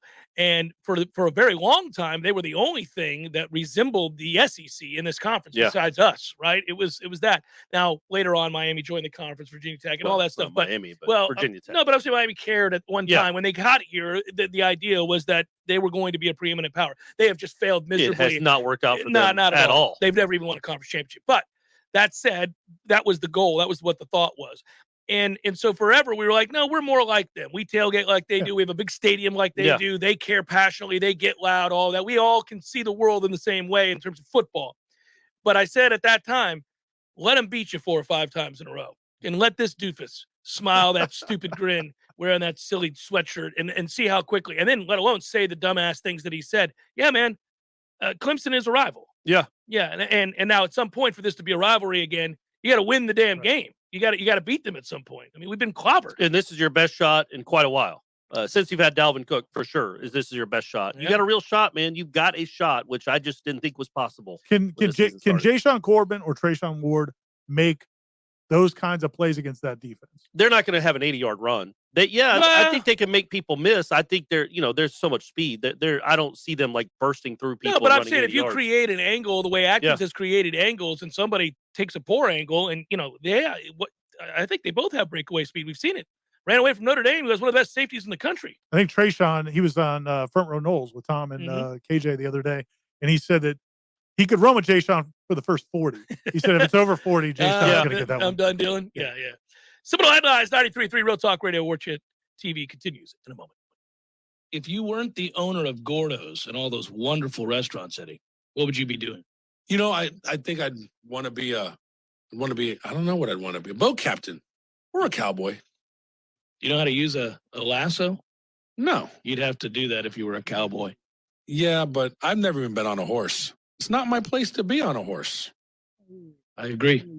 And the horse thanks you. Gordo's, bringing the flavor and flair of Cuban food to Tallahassee since 1996. At Epps Decorating Center, we're your locally owned Benjamin Moore retailer. We're your store for quality with brilliant and durable paints in a variety of sheens and thousands of colors. We're your store for service with one-on-one advice for contractors and homeowners. We're your local experts, and we're here to help with all your painting projects. Benjamin Moore, available at Epps Decorating Center with 2 locations in Tallahassee. Find a store near you and visit EppsDecorating.com. That's EppsDecorating.com. Siri, tell me a joke. The past, present, and future walk into a bar. It was tense. All jokes aside, the trained professionals at Mac & More Systems are serious about Apple products. For all your Mac repairs, call Mac & More Systems at 894-3622. 894-3622. This is Patty Wilson. Oh, I'm sorry. We're ready? He's recording. Why are you always saying your last name? I It's don't- Patty and Scott. Everybody I don't knows know who that. Patty and Scott. I don't know. This is Patty Wilson. Not this is. I am Patty Wilson. What is the idea behind said promo? It's for Patty's Playhouse. We're on Patty's Playhouse Saturdays at 11. Tune in. That's stupid. Just tune in. Saturdays at 11. Patty Wilson, Patty's Playhouse. House talk with a happy ending. Each and every time. Your body is a masterpiece designed to heal itself from within. Learn how to maximize your health by tuning in to Phenomenal Health with me, Dr. Ryan Finn. Saturdays at 2:30. Experience true health today and call Finn Chiropractic at 386-7700. This following message is brought to you by the Florida Division of Emergency Management, the Florida Association of Broadcasters, and its radio station. This is Craig Fugate, the former director of Florida Emergency Management. In this time of COVID, you need to update your hurricane preparedness plan. That means knowing what evacuation zone you live in, and in order to leave, you need to go. Take your pets and stay with family or friends, or at an inland hotel. Shelters are another option. Know your zone, know your home. For more information, go to floridastorms.org. That's floridastorms.org. Many orthodontists in Tallahassee can straighten a smile, but at Birch Orthodontics, they're dedicated to providing the finest care possible. The experienced and friendly staff is trained in all of the latest techniques. So whether you need standard treatment like braces or Invisalign, or you have a more complicated case requiring extra attention, Birch Orthodontics is here for you. Set up your free consultation today by visiting birchorthodontics.com, BURCH orthodontics.com, or call 850-877-1692. At Birch Orthodontics, they create beautiful smiles that last a lifetime. Seminole Headlines returns now. Head to YouTube and search for Warchant TV today to catch the show live or on demand. Now, here's Jeff Cameron, Ira Schofel, and Corey Clark. Yeah, so in the next hour, we will get to headliner questions, both the Facebook and Twitter variety. I've got them scouted here, guys. Great. You both scouted the questions? No. Oh. You both looked at me with a jaundiced eye, like, Yeah, that's just how Ira's eye always looks. Jaundice? Yeah. It's yellow. Yeah. Old Jaundice Eye. That'd be a great name out west. That was my cowboy name. I ran into old Jaundice Eye yesterday, did you? Yeah, he was out there feeding the pigs. Yep. Somebody's Give me gotta that look feed the again. pigs. Yeah, absolutely. For the big hog roast we're having at The tailgate. the Wild Eye Cameron's house. I'll tell you what. Yeah, so Jaundice Eye is coming over to Wild Eye up here in Hill Country. And then old Brown Do Eye's that. going to come in at the end of the night, see what's what. Oh, boy. Sorry. Oh, boy. Sorry. Hey, man, we're still on, right? The show's going on. Yeah. I'll get to those questions in a bit. We'll do better than what Corey just did. Sorry. No. So anyhow, this first hour has been one in which we have sold hope, but I think that mirrors the fan base. So we're not doing anybody wrong there. I think look, man, the line's 10. The last time they went there, the line was 25.5. So and that was low. Yeah, it probably should have been higher. Yeah. Probably. What was the final? It wasn't, What would the score have been last year? Like 70-8? Would have been whatever they wanted it to be. Yeah. I mean, literally, they could have scored 70 or 80 points. You could have lost by 60 You know what, points. buddy? We'll never know. Never know. Could have been a big Florida State victory. Right, because Florida State ducked them. Clemson got lucky. Yeah, they did. You're right. That could have been a big upset. Could have been a huge win. I just love, and again, being in this business and dealing with coaches, and there are a lot of coaches I like. There's some coaches I don't like. But when a coach goes through this, or what Dan Mullen's going through, I so much appreciate it because coaches get so much credit when things are going well. But look at, Florida without Kyle Trask, that passing game. You look at Clemson's offense without Trevor Lawrence or I mean, it's Deshaun Watson. Deshaun Watson or even Taj Boyd before that. First round. I mean, picks. it can be humbling for those guys. It's cool that or Clemson's Jimbo going here through the last few years. Do you think Elliott thought to himself, I should have got out last year just like Scott did? I'm talking about Tony Elliott. Should have been like, oh man, this is not a good look. Well, for me. he's wearing the brunt of all the criticism. He's become there like Jeff Bowden. And that guy, by the way, could not have had higher stock heading into this season. I mean, that was a guy that we talked about maybe Florida State should have looked at. It's a guy, everybody wondered when Jeff Scott went to South Florida, like, what are they doing? They should have grabbed Tony Elliott. What are we doing here? Well, now the Clemson people are saying maybe we should. Of course they are. But USF sucks. I don't know that I'd say that right now. But I mean, it's interesting. I mean, that's an interim. I mean, well, here's what happens. Like when things go wrong, he happens to be along for the ride. They're struggling. Good. Hate each other. Infight. Point fingers. It's time. It's been a decade of just kumbaya, essentially. Like it's good that they're having a season like this, and you just don't want them to get right against you. Did you see Feinbaum threw Dabo out there for the LSU job? Well, it's because the rumor was that Scott Woodward, of course, wants to make the splash. He can't stand the idea of hiring somebody who's not a mega star does not appeal to him. Right. Well, which is fine. And when you do look, as you've alluded a couple of times, it seems like there's more going on there than just some injuries. Mm-hmm. So you start to wonder, maybe there is something going on there. If that happened. If what happened? If Dabo left. For LSU. Yeah. Okay. If that happened, I don't know that Venables wants to be a head coach. And so I guess my question is, how do you think there's a better chance that they come really back down to earth, or do you think there's a better chance they hit it again? No, I think it's a chance to come back down to earth. Yeah, but he's not going to LSU, right? I mean, he already said there's only one Death Valley. The clock. There's only one Death Valley. If they got inner turmoil, it's a chance to reset the clock. Yeah, I don't. Yeah, I mean, that would be. I can't even. So that's going to be James Franklin's job, right? I mean, he's going to go to LSU, don't we think, or USC? Especially after the James Franklin's very good about putting his name out there and getting things. I don't know though, but like what happened this past weekend to his team and getting 8 overtimes and doing jack. I mean, that's crazy. I didn't watch a second of it, but what an awful watching experience that must have been. So, and that was at Penn State. That was in Happy I didn't Valley. realize that until I was watching the highlights. That was stunning. You that Illinois team. An Illinois team where their coach just called them all out and said, "We didn't recruit any of these guys. They're not even on our 2 deep." It's crazy. And then he loses. They don't even score. And they had their quarterback back, right? That's an awful loss for Penn State. You think they go after Lane Kiffin? Lane Kiffin to Clemson? Yeah, oh, man. We can do this. Do the circle here. Gets all crazy. But Norvell's staying put. You think? He's not in the running for any of these jobs. No, he's staying here. Yeah. But if he runs the table, he can name his job. He'll go to the Steelers when Tomlin takes it to USC. Mel Tucker is a former LSU assistant. Got Michigan State undefeated. He could be a guy that decides. Well, and people might be wondering, hey, why are y'all talking about LSU? It's a Florida State Clemson game. But all this is also interconnected. That's Florida State essentially opens with LSU next year. Yeah, I mean they got Duquesne. Don't overlook the Duquesne game. I'm gonna. Don't you overlook it. But after that, they're on the road against LSU, and it's going to be really interesting to see who that coach is. Well, and also because it could be Dabo again. You could be Dabo twice in the span of like 7 games. It'd be a glorious thing, but also you can't overlook the fact that Florida State is starting to get some traction in recruiting.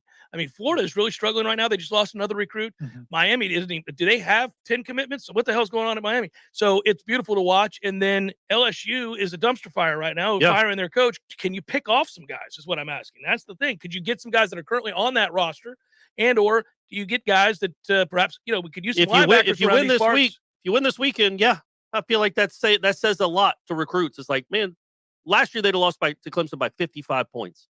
This year they just beat them. That's how much better this program is getting. Yeah, I think win 3 of these next 5 games. Woo! You can don't even look. Go to a bowl game, baby. What I used to say about Taggart's recruiting, yes, you did. ability, Yeah, tenfold with this guy. Better natural. If you get the 6 wins, hour tenfold. number 2, forthcoming. Stay with.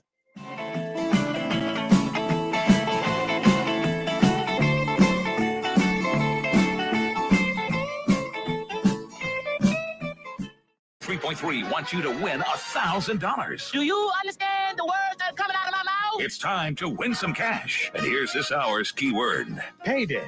P-A-Y-D-A-Y. Payday. Click on the Real Talk Money Megaphone at realtalk93.com to enter the keyword for your chance to win $1,000 in this nationwide contest. Money talks. Everything else can take a walk. Money, money, I just can't get enough. Coming up next, more of the Jeff Cameron Show. Live and local on Real Talk 93.3. WVFT, Greta, Tallahassee. Breaking news this hour from townhall.com. I'm John Scott. The White House says the U.S. government is committed to winning the release of 17 missionaries who were kidnapped in Haiti. We are looking at every possible option for how to go about doing that. National Security Advisor Jake Sullivan says the United States has deployed a significant number of law enforcement and hostage recovery specialists. They're working with Christian aid ministries, the families, and the Haitian government. Sullivan calls it a delicate situation, but remains hopeful. We have put the assets and resources in play that we believe can help bring this to a successful conclusion. Greg Clugston, Washington. Also at townhall.com, correspondent Charles Deladesma reporting a Palestinian rights group's issue is reigniting old tensions. The recent dramatic move on outlawing 6 Palestinian groups has returned focus to the conflict. Israel has for years alleged the group's links to a Palestinian militant group, but even under Benjamin Netanyahu's hardline government, stopped short of labeling them terrorist organizations. The announcement has outraged the activist community in Israel, which in recent years has also faced pushback from hardline Israeli governments. Because of the growing tension, Israel sending an envoy to Washington. Sales of new homes jumping 14% in September to the fastest pace in 6 months. As strong demand helped offset rising prices. The Commerce Department reporting that sales of new single-family homes rose to a seasonally adjusted annual rate of 800,000 units last month, after sales had fallen 1.4% in August. The median price of a new home rose to $408,800 in September. That's up 9.5% from a year ago. On Wall Street, stocks have moved higher. The Dow up by 63 points, the NASDAQ by 21. More at townhall.com. You spend a third of your life in bed. That's why we make the most comfortable sheets in the very best way. I'm Scott Tannen. 8 years ago, my wife Missy and I founded Boll & Branch to create the new standard in bedding. We source pure organic cotton and put workers' rights first. Today, Boll & Branch makes the highest quality sheets in the entire industry. You'll feel the difference of our famous signature sheets. They're made from pure organic cotton and get softer with every single wash. Now's the perfect time to try Boll & Branch sheets, pillows, bath towels, and so much more. Each is made with super soft organic cotton by workers who are paid fairly and have come to feel like family. It's time to make the better choice and get the new standard in bedding. Visit bollandbranch.com today for free shipping and returns. Experience a new standard of comfort at bollandbranch.com and take 15% off your first set of sheets with promo code GOLD. That's BOLL and branch.com. Promo code GOLD. There's fun to be had every night at the Corner Pocket. Take home prizes on Trivia Tuesdays and Beer Bingo Thursdays. And kickstart your weekend with Martini Fridays. Plus happy hour runs every weekday and game day specials every time the Noles take the field. Watch all the best games at the Corner Pocket's Vegas wall, featuring 560 inches of flat screen TV heaven. Oh, really? The best food, the best drinks, and the best place to watch all the games. Tallahassee loves the Corner Pocket. Live and living color and totally free. Subscribe to Warchant TV on YouTube, the digital home of Warchant.com. From the practice field to pregame and the phone calls afterwards, Warchant's YouTube channel is home to live programming like Seminole Headlines, Wake Up Warchant, The Jeff Cameron Show, as well as Trench Talk, a live Q&A with Noles offensive lineman Devontae Love-Taylor. Just search Warchant on YouTube and click or tap the subscribe button. That's it. It's totally free. Warchant TV on YouTube. Just another reason we're the ultimate Seminole sports source. Seminole Headlines is brought to you by Register Sausage, serving the Florida Panhandle and Lower Alabama for over 75 years. To find a store near you or to buy directly from Registers, head to registermeats.com. That's registermeats.com. It's time for Seminole Headlines, featuring Warchant.com's Jeff Cameron, managing editor Ira Schofel, and senior writer Corey Clark. Your weekly dose of all things FSU, pistols, and pies starts right now. Here's Jeff Cameron. Hour number 2, Seminole Headlines, 93.3 Real Talk Radio, Warchant TV. Headliner questions forthcoming this hour, brought to you by where my son currently is sitting right now, Birch Orthodox. Right. Are we on? This Do they have very moment. Did they have us on in there Son, right now? I hope you're hanging in there. Come on, Bryce. I hope you're doing all right. Is this Bryce or Clark? It's Bryce. Come on, They're Bryce. putting the brackets in the back, Ira. What stage are we at? We're getting the Are we almost getting done? closer. I feel like my kids had braces for 6 years now. What are we doing? Bryce, we're thinking about you, buddy. Let's get to. Come on, Dr. Birch. Let's speed it up. Tighten them. Make it hurt worse. So now you got to be speed things careful of up. those brackets, because bracket could go. You could lose a bracket. He's Bracket getting could broken. brackets today. He wasn't looking forward to it. But yeah, man, you're getting close to the Getting stretch close. run. Getting Yeah. close. Close to the stretch run, or we're in the stretch run? We're in the stretch run. Oh, Depends on how you can see the define the turn. stretch run. Yeah. Good Lord. Well, I trust her. I'll tell you that. That's a ringing endorsement. Yeah, I you trust her. Dr. Sounded Birch. like it. Yeah, I do. No, I do. I mean, he's been there for half his life. His son is literally in her hands right now. Yeah, Right that's now. how much he trusts her. Yep. Smiling, ready to go. You should send your kids there too, or yourself if you need orthodontic work. BirchOrthodontics.com is the best in the business. Great customer service. They'll sit down, consultation, a free consultation. They may even discourage you from getting. Look, your teeth are What too are you good. doing here? don't Get even out need of to here. be Yeah. here. Why are you doing it? Yeah. And if you do patronize them, they have payment plans. Just great people. BirchOrthodontics.com is the website to set it up. And Knowles through and give them through a as call. well. Oh, also all of our Yeah, they're great big time Knowles. All of sponsors them. are. Patrick, thanks for the contribution to our efforts. We appreciate you. Thank you, Patrick. He wrote, insert Jimbo dance for money bit here. Oh, that was a good promo from back in the day. It was back on the other. Yeah, that was really good. We had a good time with that one. We'll have to bring that over. Well, y'all told me that there's no way. Well, I was saying that you could get Renegade No, and he Osceola wouldn't to do show up the at a dance. birthday party, and you're like, no, they wouldn't. Everybody has I'm a like, price. yeah, everybody has a price. Jimbo could come on my. If I had enough money, Jimbo would be Not dancing my lawn. anymore. Not anymore. No, Unless you I got don't- like Tesla money. I don't know what. No, I don't even think that matters. At some point, Jimbo's like, money. How many ranches do you Yeah, need? you know what you need. He's Another already got 4 two. ranches. He already let it slip that he's got a couple of ranches. 2 ranches, man. You know Yeah, you got money when you remember have 2. back in the day, he was sharing a condo with Will Muschamp. Yeah. Now he yeah. just owns ranches. Yeah, there's Now ranches he all over spits Texas. on Will Muschamp for not being in the same financial realm as him. Who do you think will be FSU's breakout hero this game, win or lose? Who steps up?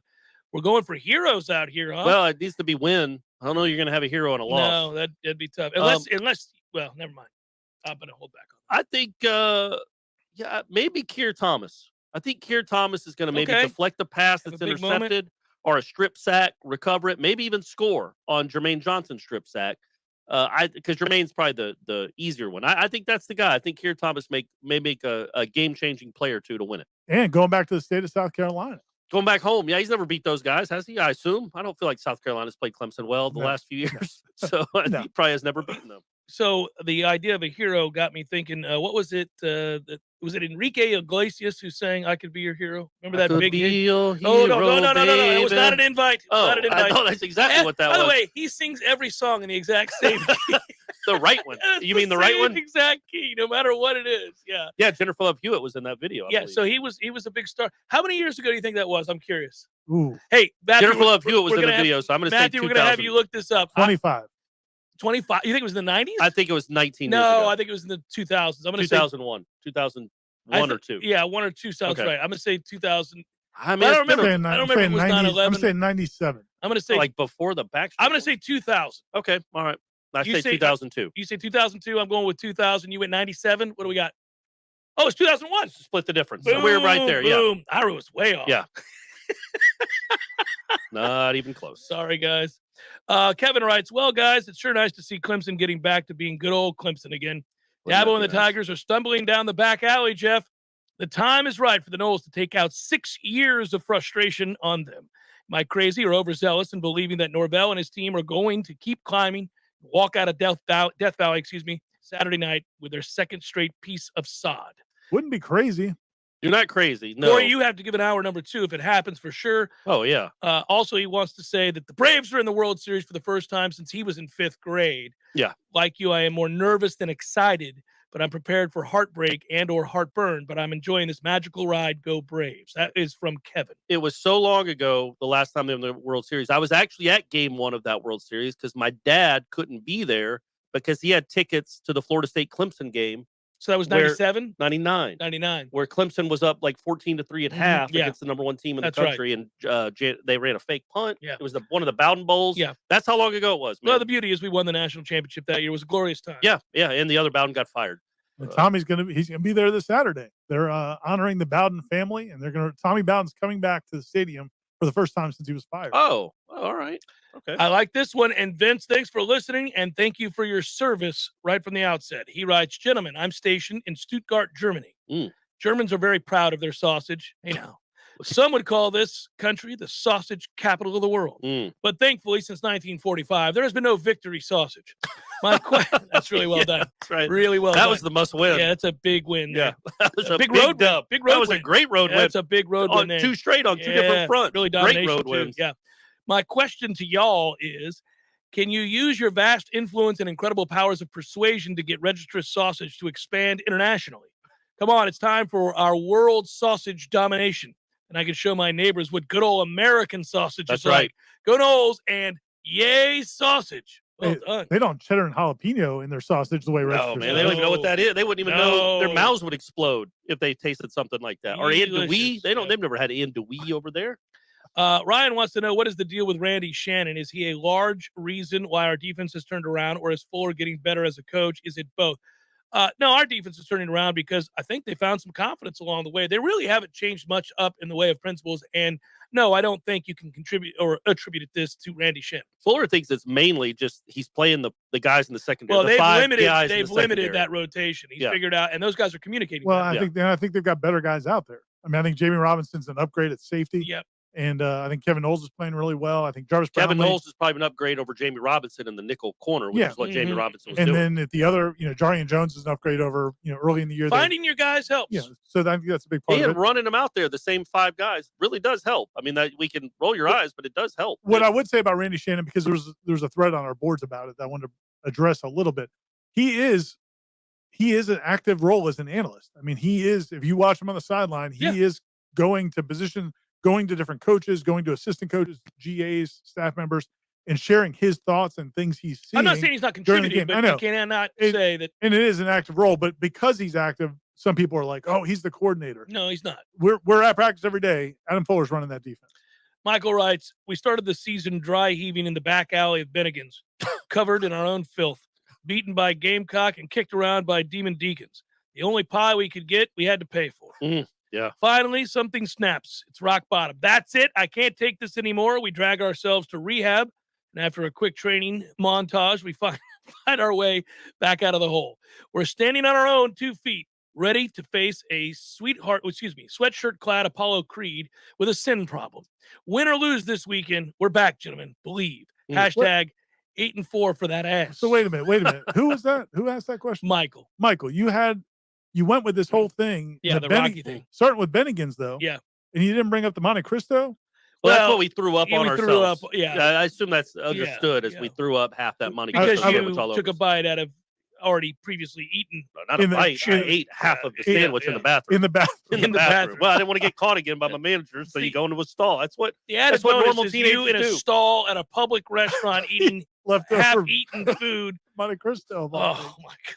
But I didn't take the jelly in there and dip it. Sheer desperation. I was like an animal. I've never felt more feral. Get it in my mouth. I got 30 seconds.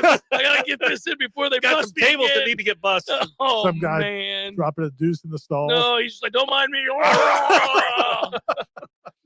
Things were good. Mike writes, it actually feels good to be going into this game with a chance, one that I know none of us felt like we even had a prayer of 4 weeks ago. Good effort and a loss would actually be a good thing. But damn, a win would be awesome. Absolutely. Yeah, Mike, I think that's a fair summary. I mean, I don't know that we expect to go win this game. We just know it's a possibility. And we certainly want them to go and play well. play in a way that's indicative of this confidence we think they've found. I mean, other than the fact that it's at home where they haven't lost in 31 straight games. Other than that, Dabo Swinney can't be a lot more confident in this game than Mike Norvell is and how his team is going to play. Right. I mean, they're searching for answers. It would be so cool, and we're not at that place yet, and we haven't earned it, and the players don't feel this inside of them. But, man, when we walked out there in 13 and I mean, that was so good. Just walking down that tunnel, every time they show that shot, you're like, that's a team that believes they're about to beat that ass. I mean, Jimbo's just like looking down at the playbook, ready, like, let's get it on. Yeah. We'll beat your ass. Yeah, Robert, right? There's a real calm confidence. Yeah, it was sort of like, go ahead, cheer. Gentlemen, so if we went out and finished the season 9-4, where will FSU be putting the Corey Clark statue? Yeah. I love the show. Go Noles and go Braves. I kind of started this whole thing with that question, that pointed question. Yeah. I kind of started this whole thing. And it would went be out so fun. inspired the next week. They won 33-30 over Syracuse. I mean, it was a completely different team. Turned things around, didn't it? Completely different team. When this season's all over, and let's say they get to 5 or 6 wins, I would like to sit, or 8 or 9, as our man said. Sure. I would like to sit down with Norvell, just him and I, and talk about that moment. I think that'd be a fun conversation. When you kind of galvanized the whole program? Like how important it was, because people probably think we scripted it. We didn't. He didn't know I was going to ask that question. No. So I feel like that would be great. That would be great viewing. Me and did, Norvell looking back. If he did, he might have answered it the way you wanted the first time. Yeah, he wouldn't have screwed her up, so I had to ask it again. Also, do you think, this reunited moment caught on film would invoke tears from both of you? When you reflect back on what was accomplished in that moment, the both of you might get a little choked up? I mean, I don't know where my mind goes in those things. I can't say it won't. I'm saying it's I important. don't cry tears, It's but important I might on just start boo-hooing. On Warchant TV to have that captured would be a good thing. I feel like, and then I kind of like wipe his tears, tears, and then you go. I don't know about that. You don't want me to? No, I don't want you to lick the tears. But you can wipe the tears, a little hanky, and then you can go. It's all right. It's all right, man. I've been there. I feel that. Too. I've been there. I think I should have taken credit for 2013 by the way I ripped Jimbo after the Florida game in 2012. Well, you made that circle even tighter. I feel like I did, you right? got a lot of all the clutter out. He never came to me and said, "Hey, man, I think after you wrote that column about, I don't know if he's the guy. I think they won like 34 of the next 35 games, but never thanked me once. Not once. One. Well, Norvell's different. Yeah, Norvell's different than Jimbo. Thomas writes, "Good afternoon, gentlemen, and suck it, Clemson, fellas. I was wondering, could you elaborate a little more on why we have so many tight ends? Both Jeff and Corey touched on it a little. No, I'm not going to elaborate anymore. They do use a lot of tight ends. I mean, it's excessive though. It's crazy. Well, because many of them are scholarship type. You don't need many. 7 scholarship. They don't have 7. They don't have 7 scholarship tight ends. Didn't they put what's his name on scholarship? Rector's on scholarship. Biscuit's on. Marquise and Douglas is on scholarship. They probably have 5. McDonald, Jackson West. Oh, they might have Jordan Wilson. Oh, they might have 7. Ryan Fitzgerald, or Carter Fitzpatrick. I don't think he's on scholarship. That's not his name either. Boatwright. Carter Boatwright. He's is not a scholarship tight end. Well, yes. he shouldn't be. That's 7 I just named. He shouldn't be. There are a couple kids, and that they out play there the Preston Daniel kid more than many of them. I don't understand that either. But what I'm saying is, what are they doing? What do you have against tight ends? What do they love about him so much? Well, go back and look at the Memphis offices. They use them basically as an H-back. Do they use 7 at a time? No. They 4 keep at a time. recruiting them because they need to find one who can play. Okay. All right. So it's like when Detroit drafted a receiver every year. You just load it up. Yeah. Eventually they you find asked Calvin Johnson. Remember they asked Hugh Millen, right? Isn't that his name? Matt Millen. Matt Millen. Who was Hugh Millen? He was a good football player, wasn't he? Could be. Yeah. Matt Millen. They kept asking him, why do you keep drafting receivers? He's like, just because I drafted one last year doesn't mean we have a good one. I got to keep doing it. So he admitted. So that's us right now with tight ends. So when they sign another 5 in this class, that's when we can ask one of Norvell. you sons of bitches have got to be able to play at some point. I throw enough at the wall. Was that his question? Was that it? Yeah, I want to know about the tight ends. I'm tired of answering the question about tight ends. But we don't know the real answer. We don't know why they have 7. It is too many, and you're right to point it out. We do know that they properly utilize the tight end almost as a fullback, as an H-back, as an actual tight end. They utilize them a lot if their offense is operating at peak efficiency. You don't need 7, especially none that can play other than Cam. Yeah, well, we think Jackson West might be a guy. We're hoping. We think he might be a guy. We'll One of see. these young guys, Marquise, if he loses a little weight, still Marlon he can be a guy. writes, okay, gents, the first of our orange rivals and their offense is running on fumes. They have the talent advantage, but I'm more afraid that they might have the coaching advantage. Can our coaches keep up and keep us in this game to allow us to seal this one in Death Valley? Love the show. Yay, victory sausages. 4 straight is what he's crossing his fingers for. Yeah, I don't know. I mean, I haven't seen, other than what Clemson's done in the past, I mean, obviously Venables is the best defense coordinator in the country. Was. One of the top two, if Yeah. not the best. So they have an edge there. But it's, nobody's been super impressed by their offensive coaching staff. That's why I think about how good, if they went out and scored 24 to 28 points on a Brent Venables defense, what that not only would say about that game that you probably won it, but buddy, you don't have great talent out wide. Well, you got and you don't have a great throwing quarterback, although he's got some things that most quarterbacks don't. You got to feel really good about where your program. Nobody does that to Brent Venables. But to Jeff's point, that he doesn't expect them to score 24. But if they did, points, I mean, if they did, and they hit a couple big plays, man, because this is the biggest challenge they've had all year. They're confident, they're playing well, they got a good running game, but you're going up against that dude and that team. Let's see what it looks like. It's a good challenge. Do you think the fact that they have a player out with COVID this week is the beginning of them opting out of this game? Clemson in particular? They're deciding not to play it. Oh, and then Norvell's just going to fly off the handle. Oh, Yep. no. Oh, they're getting us back. Yeah, no. Getting us back. Oh, they don't want to play. Well, they want to play. This year it's a forfeit, right? They know we were going to Oh, hang. that's right. This Yeah, year it would it's a be. forfeit. We'll take that, Dub. They knew we were going to hang 24 on them. Well, they want to be part of this. he should say afterwards, well, I don't know how that's possible. I mean, Dabo told you it doesn't exist. Come on. Crazy. Come on. Seminole Headlines, 93.3, Real Talk Radio, Warchant TV continues in a moment. If you weren't the owner of Gordo's and all those wonderful restaurants, Eddie, what would you be doing? I think I'd want to be I don't know what I'd want to be, a boat captain or a cowboy. You know how to use a lasso? No. You'd have to do that if you were a cowboy. Yeah, but I've never even been on a horse. It's not my place to be on a horse. I agree. And the horse thanks you. Gordo's, bringing the flavor and flair of Cuban food to Tallahassee since 1996. What's important when shopping at a gun store? Let's start with a friendly and knowledgeable staff. Then add top-notch service, great selection and pricing, and a personal shopping experience only found at a locally owned and operated business. At Red Hills Arms, they're right on target. While other gun stores come and go, Red Hills Arms remains Tallahassee's go-to local gun store for all your firearms needs. Stop by today and get welcomed in like family. When your AC unit decides to give up the ghost, it doesn't always pick the best time. But no matter what time, day or night, or day of the week, you can call E&B Heating and Air Conditioning. We'll be out to bring your AC unit back to life. We've been repairing and replacing heating and air conditioning systems in the North Florida and South Georgia area since 1974. So when your air conditioner stops working, call E&B Heating and Air Conditioning to the rescue. Give your business a facelift with a modern, consistent, creative brand overhaul from Curiosity Marketing Group. These days, it's not enough for your business just to have a standard website or a Google listing to reach your customers. Your business needs to stand out with eye-popping branding, modern web development, and strong marketing. And it takes a team to pull it all together. Words and websites matter. At Curiosity, we make the most of yours. Find out more at curiositymg.com. I used to fight almost on a daily basis working on my business website. I'm a pretty smart guy, but I could never get it to function the way I needed it to, and I was losing customers because of it. That's when I called Curiosity Marketing. They listened, they understood, we collaborated, and in the end, they delivered beyond my highest expectations. Now, I can barely keep up with the work. They say the future belongs to the curious, and now I'm excited about the future of my business. Find out more at curiositymg.com. If you're worried about your hard-earned dollars becoming worthless or your 401k or IRA losing value, now is the time to move into gold. No, not gold or silver stocks, but real gold and silver you can actually hold in your hands. How do you get real gold and silver? By calling Oxford Gold today at 833-600-GOLD.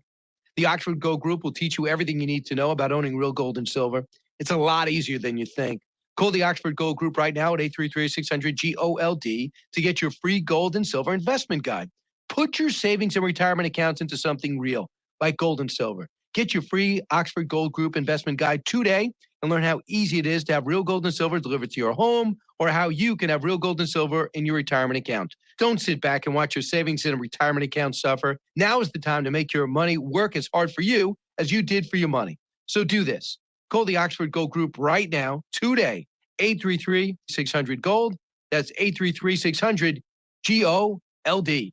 Life is stressful. Dinner shouldn't be. That motto is why Register Sausage has been doing business in the Florida Panhandle and Lower Alabama for over 75 years. A proud sponsor of Seminole Headlines, Register Sausage always provides the best Southern smoked sausage to over 140 grocery stores and restaurants throughout the Southeast. Headliners have discovered the Register's difference. You can too. To find a store that carries Registers near you or to buy directly, head to registermeats.com. That's registermeats.com. Register Sausage. Yay, sausage! Seminole Headlines returns now. Head to YouTube and search for Warchant TV today to catch the show live or on demand. Now, here's Jeff Cameron, Ira Schofel, and Corey Clark. Miles writes, gentlemen, it's feeling like a bad week to be a bottle of tequila left in the Schofel household. When Mike finishes up with Dabo, resulting in the in-house tequila disappearing, that can only mean one thing: victory sausage. Yay, sausage. Well done, Miles. Well, yeah, we might break it out. We might break it out on air. The Don Julio might come to the studio next week. Yeah, if they beat Clemson, yeah, I'll do that. But we're not allowed to do it here. No, we're not. The FCC, no violation. What if it's we can do it on the Sunday bottle. Smash? Or what if it's in a solo cup? Hey, everybody, we're drinking water. Yeah, a big celebration. You're not allowed to get drunk on air. No. Oh, what? Now, Mike wants to know: is this a Can we sod get cemetery? I don't think so. No. All right. Is this a sod cemetery Powerade bath game? Yes, I think you get. I think you bathe Norvell if you Yes. win this game. You throw some Powerade on. What if it's medical marijuana? And you go throw some on Dabo. I don't think so. I don't know that No, for sure. We're in the brave new world. I You don't can't know take what the Tylenol, FCC rule is. on the Yeah, air? I If I think got you a can do that. headache. Yeah, you could probably do that. What if Daddy needs to make the pain go away? Corey, how about those 59 unanswered points to close out the game? That's right. That was big. How much you love the Yeah, stat. yeah, they worked out. Unanswered. Worked out well. Out for them. You all storming the field on Saturday, maybe slide naked down the hill if they win. Real question. Mike Evans messes up and gives you the 600th TD ball. That was awesome. What does it take for you to give it back? I was talking about that with somebody the other night. It doesn't feel like football milestones are as important as No, other they're not. sports. They're not. And I don't know, like, how much could you really get for Tom Brady's 600th football? Probably a pretty penny. Last night, But it you know, wasn't You like got a the record Bitcoin breaker. too? So they put out like the list. The Bucks put out like the list of all the things they're giving the guy. a lot. Season And then tickets, Tom right? Brady's like, "Oh yeah, and I'm giving him a Bitcoin."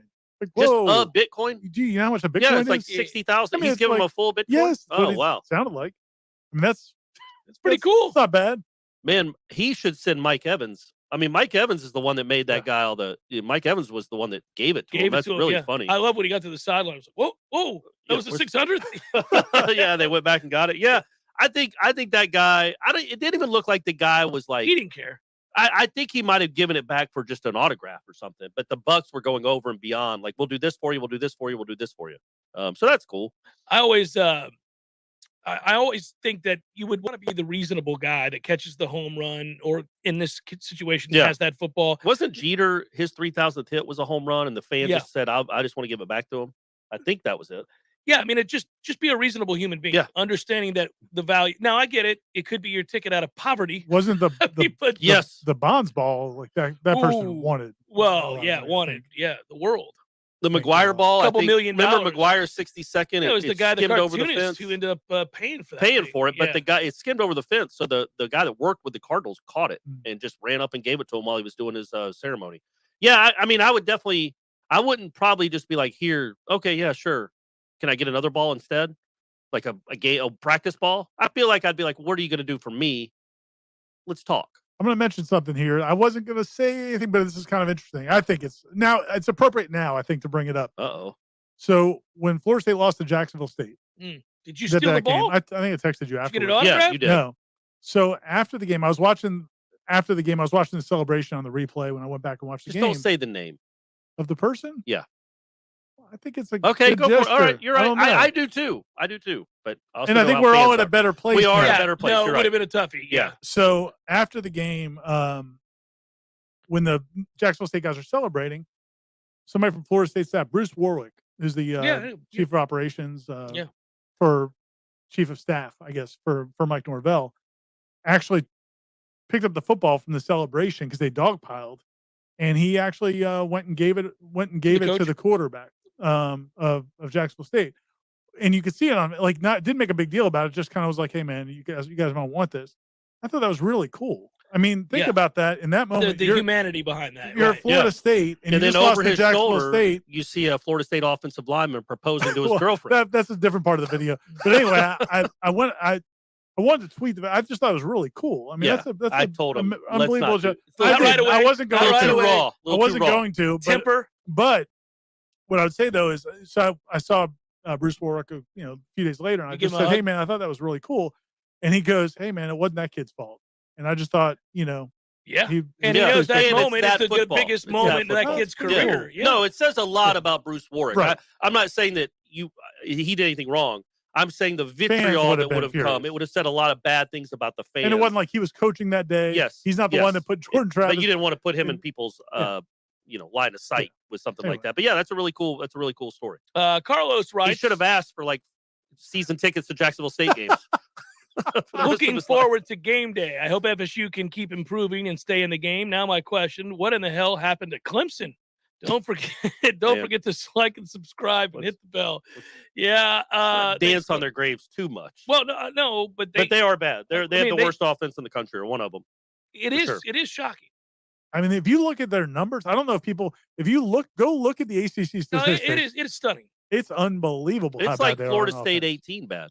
Like, legitimately, or 17, or 8. Well, they all run together, but 18 or 17 were terrible offenses. This one's worse than that. Like, there is a stat that over since playoff football started in college football, there have only been 8 FBS offenses that have failed to score 20 points in their first 6 games. Clemson's one of them. The other ones are like Kent State again, Southern Miss this year, like awful football, Wake Forest in 14, and then Clemson in 2021. It's just so out of the realm of reality. It's bizarre. There were no indicators other than losing very special players. Yeah. But that kid played last year at Notre Dame when Lawrence didn't play and threw for 400-something yards. He went nuts. There were no indicators whatsoever that they were on the precipice of falling off a cliff. And that's why I do say that in addition to the problems they have on the interior of the offensive line, which are sizable problems, something else is going on. You can't listen. They play in the ACC. This is a terrible conference. Let's just admit it. It's an awful conference currently. You're struggling with the likes of Georgia Tech, struggling with you're seeing some Syracuse and teams like that. I mean, that is what the hell is happening beyond just the physical problems up front in the interior. There's something else happening there. And what can happen, and we talked about this before, like once things start to deteriorate, it causes other problems. And and I think you look at a guy like Justin Ross, man, that guy's a phenom. He's a stud. But when your offense is that bad, how does that affect you? Yeah. And how how you do your job. So I just think there's ripples throughout their whole program. Maybe he'll transfer. Would you want him? Yeah. The quarterback? No, I was talking about Justin Ross. Oh, yeah. No, I thought you were talking about they took Andrew Parchment. I think they'll find a spot for Justin Ross. Yeah, no, I agree with that. I thought you were talking about No, I would not want him. And I wouldn't want Brad Johnson's kid. I do. No, I wouldn't want him either. He's a really good player. Nope. Yeah, there's no reason not to take Max Johnson. If he says I want to come to Florida State because my dad was here. Well, I hope he's cool wearing a baseball hat on the sidelines watching Jordan Travis put up 35. I know you're in love with Jordan Travis. Max Johnson throws the ball 10 times better than Jordan Travis. Jordan Travis does get his brother. Who's, yes, but that's not the only thing we're going to run here, Corey. His brother's like the number 1 tight end in the country. He's also going to LSU. Brad Johnson's son is? Yeah. No, I think. What is Brad Johnson doing? Is he mad because they replaced him with Casey Weldon? Does he still have ill will? No. That had to do with Willie. Well, no, I'm talking about his tight end son. Well, I'm saying, I think he wants to play with his brother. Yeah, he wants to play with his brother. Well, his brother ain't going to be there. They're bringing in or Dabo ain't going. Dabo's bringing DJ. They're both going to be right here. Yeah, that's where they're fine. here. Look, if it's a package with the number 1 tight end in the country, then you gotta take it. Come on, Max Johnson. Just don't be upset when you go the McKenzie Milton route. That's all I'm saying. I have a feeling he'd win the job. That's all I'm saying. Max can move. He throws the ball exceptionally well. I would take him in a heartbeat. But also, listen, I'm not saying up L's is what he's doing. Well, I would also note that I would make it a competition. Yeah, I'd make it a competition. Yeah. It'd be cool if Jordan Travis every year had to vanquish another transfer, another high-profile. Are we getting any Twitter questions, or are we just getting Facebook? No, I just asked 2 straight Twitter questions, my friend. I've asked every Facebook question there is to ask so far. So now I've moved over to Twitter. Jeff mentioned briefly on the JCS that he's heard less than inspiring things about big boosters being willing to fully invest in what it takes to secure big-time recruits with the NIL. Care to elaborate? Well, I guess that would be up to you guys because I did throw that out there, that they're not getting the response NIL-wise that they were hoping for. I mean, they're going to have to do something. People aren't stepping up their game and investing to help out the NIL. Well, here's the maybe we kickstart it. Ira. You think? Yeah, we kickstart it. They match Warchant's donations. We put our registers money in there. Yeah, and our Birch money. Okay, we put it all on the table. All right. Yeah, All right. Everything we got just to secure Brad Johnson's brother. Well, I mean, look, man, you look at some of these schools and some of the things that are going on. It's going to be a challenge for the Florida Porsche State. dealership in Lexington and all that stuff. Yeah. Yeah, you do need. Yeah. I mean, it is going to be problematic, and this is the unforeseen, unintended consequences. Perhaps. I mean, I do think at some point that's not what they had in it was mind. Unforeseen.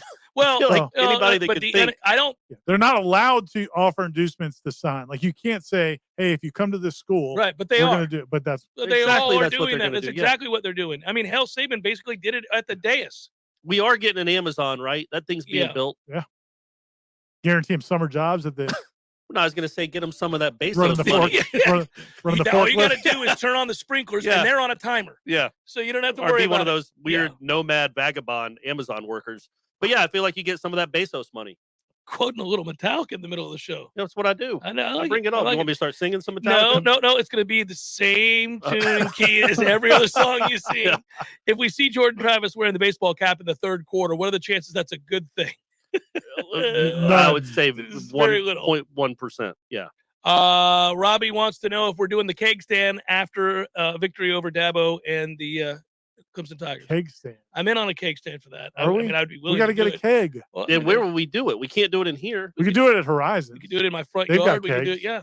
Yeah, we would film it. We have plenty of options. Yes, I'll do it. Well, so is Ira doing the keg stand and we hold him? Is that right? Wasn't that the thing? Yeah, we'll all do one. But yeah, we're going to do one. Right. Ira's in. Are you getting Ira, up, are you getting up gonna there fall without over somebody your head. holding you?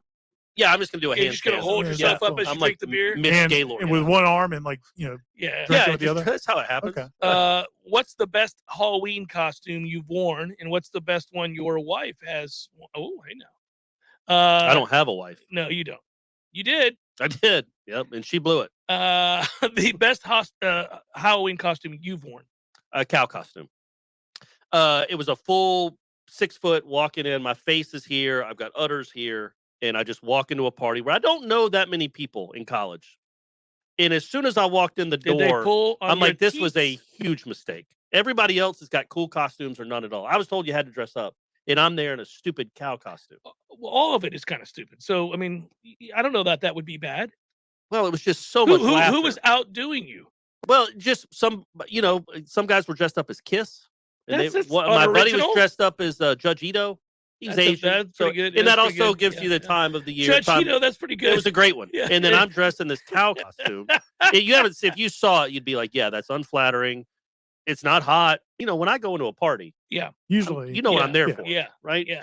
And it just couldn't happen in the So it cow didn't work costume. out. It It did didn't. not. It did not. They weren't moved. But that was hey, good one. Moved. Yeah. Is that what you did? Yeah, I did. That was good. Come man. on, That's man. something I would Nobody do. else got it. That was really good. Nobody got my Mitch Gaylord reference. Yeah, when I was talking got your about- okay. reference. Yeah, no, I Right. got it. What about you, Ira? What have you've never dressed? There's no way you've ever been to a costume party and dressed up. Nope. No. You've never done it? No. You've never dressed up? Not since I was a kid. No, never. Yeah, come never on, as an man. adult. Did Nope. you ever do it in college? You dressed up as the conductor for the. Oh, the I did Sweet that for the 16 game. Sweet 16. Yeah, and I said I'll do it again. I think if we got to the Final Four. Final I said Four, you need I to break still that have up. the conductor's Yeah, outfit. and you can fit in it. I That wasn't that long ago. No, it wasn't that long ago. But so did you? You must have dressed up. Yeah, but I did nothing exciting, nothing Nothing good, like a cow. nothing like. No, I don't think I ever did anything that I was like, oh, this is it, this is the one. I mean, mean, I still got that cow costume. I was Michael Myers. Oh, that's a good one. Yeah, Yeah, it was that's a good fun. one. I was Yeah. Michael Myers, but that was a long time ago. Now everybody's been Michael Myers. Yeah, you're right. It's been ruined. I did it back in the early '90s. Yeah, that's how long Halloween's been around. Yeah, well, 30 years at least, Good 40 years. Lord, it's been a long time. Seminole Headlines, 93.3 Real Talk Radio, Warchant TV continues in a moment. Your local news now. The Florida Highway Patrol says a 68-year-old suffered serious injuries while inspecting a tractor near the Bay-Calhoun County line. The incident happened on State Road 20 around 11:30 a.m. Monday. The man inspecting the Kubota tractor was looking at the disc for a possible broken part, so he asked the driver to get into the cab of the tractor and lift the disc attachment. It pulls. The man looking for the brake was standing on the right side of the tractor. When the driver entered the cab to sit in the seat, his leg bumped the reverse gear shifter into the forward position. This caused the tractor to travel forward, rolling over the man's leg. The driver of the tractor was a 70-year-old Youngstown man. A man was killed after his motorcycle veered off State Road 12 in Quincy Saturday night. The incident happened just after 10:30 p.m. on State Road 12, just west of Camellia Drive. The 60-year-old Quincy man on the motorcycle entered a curve but left the lane of travel. The rider reportedly struck a guardrail and was thrown over the rail and landed in a ditch. He was pronounced dead at the scene. This is Rachel Lene with your Real Talk 93.3 local news update, brought to you by Macklemore Systems, Tallahassee's go-to Mac store. Check them out online at MacklemoreSystems.com. This is meteorologist Paul Trombley with your Real Talk 93.3 weather update. High of 78 this afternoon. Under sunny skies, winds out of the northwest, 8 to 15 miles per hour. Partly cloudy tonight, lows dip down to about 55. A mix of clouds and sun again tomorrow, high of 78. Upper 70s Thursday with a chance for scattered storms. Upper 60s, a mix of clouds and sun Friday. This report is brought to you by The Lawn Johns. For all your landscaping and lawn care needs, visit thelawnjohns.com. Right now, 76. What do you need tires on? Your car or truck? Tractor or heavy equipment? At Nice Tire and Auto Service, we have tires for all of these needs. And we service your vehicle from air conditioning and computerized alignment to oil changes and everything else under the hood. Call Nice Tire and Auto today at 574-4100. That's 574-4100 for your scheduled maintenance. National accounts welcome at Nice Tire and Auto Service, 4792 Bluntstown Highway, just west of Capitol Circle.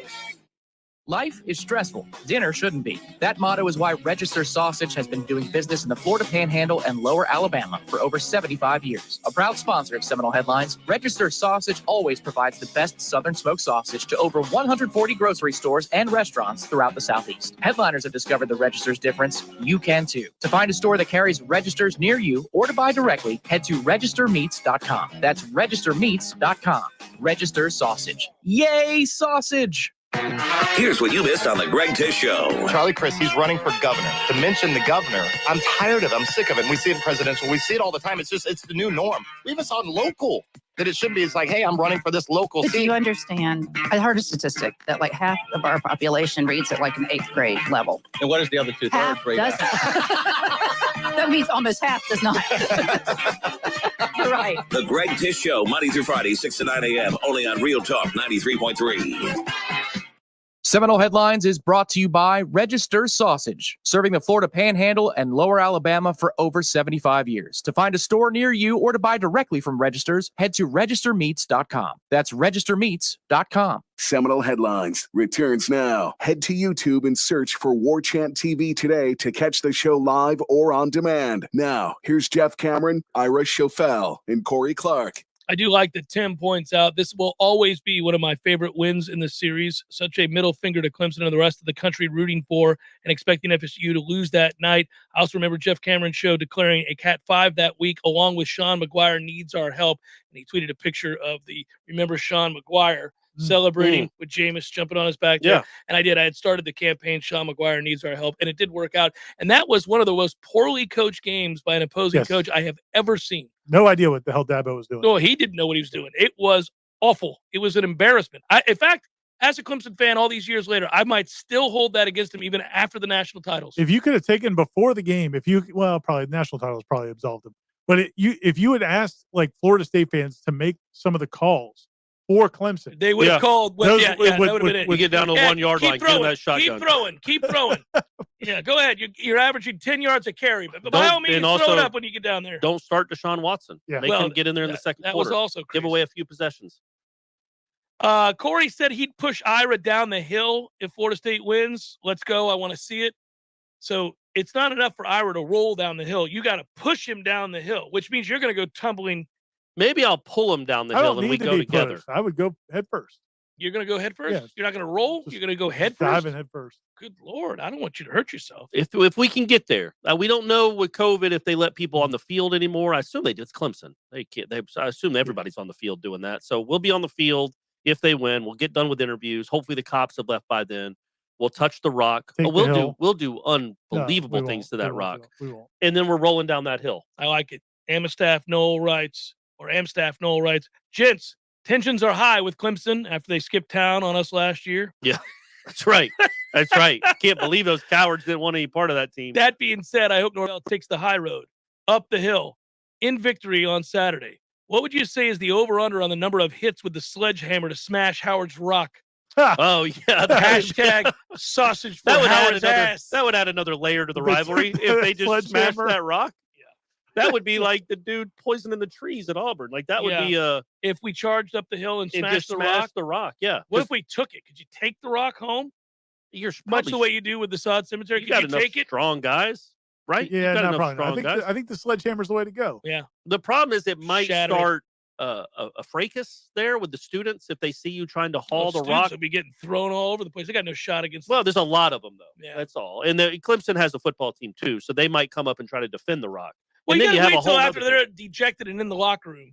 Your post-game they've celebration. had to get back on the bus. Yeah, they're all done. Your post-game celebration was in the locker room, and they're like, now let's go beat the hell out of that rock, everybody. And they're charging out. They do what Jacksonville State did and just hang on the field for 50 minutes after the game and pose for pictures, act like you're just having a good time, and then, in the count of three, we're going and getting that rock. We're taking that rock. This isn't a sod game.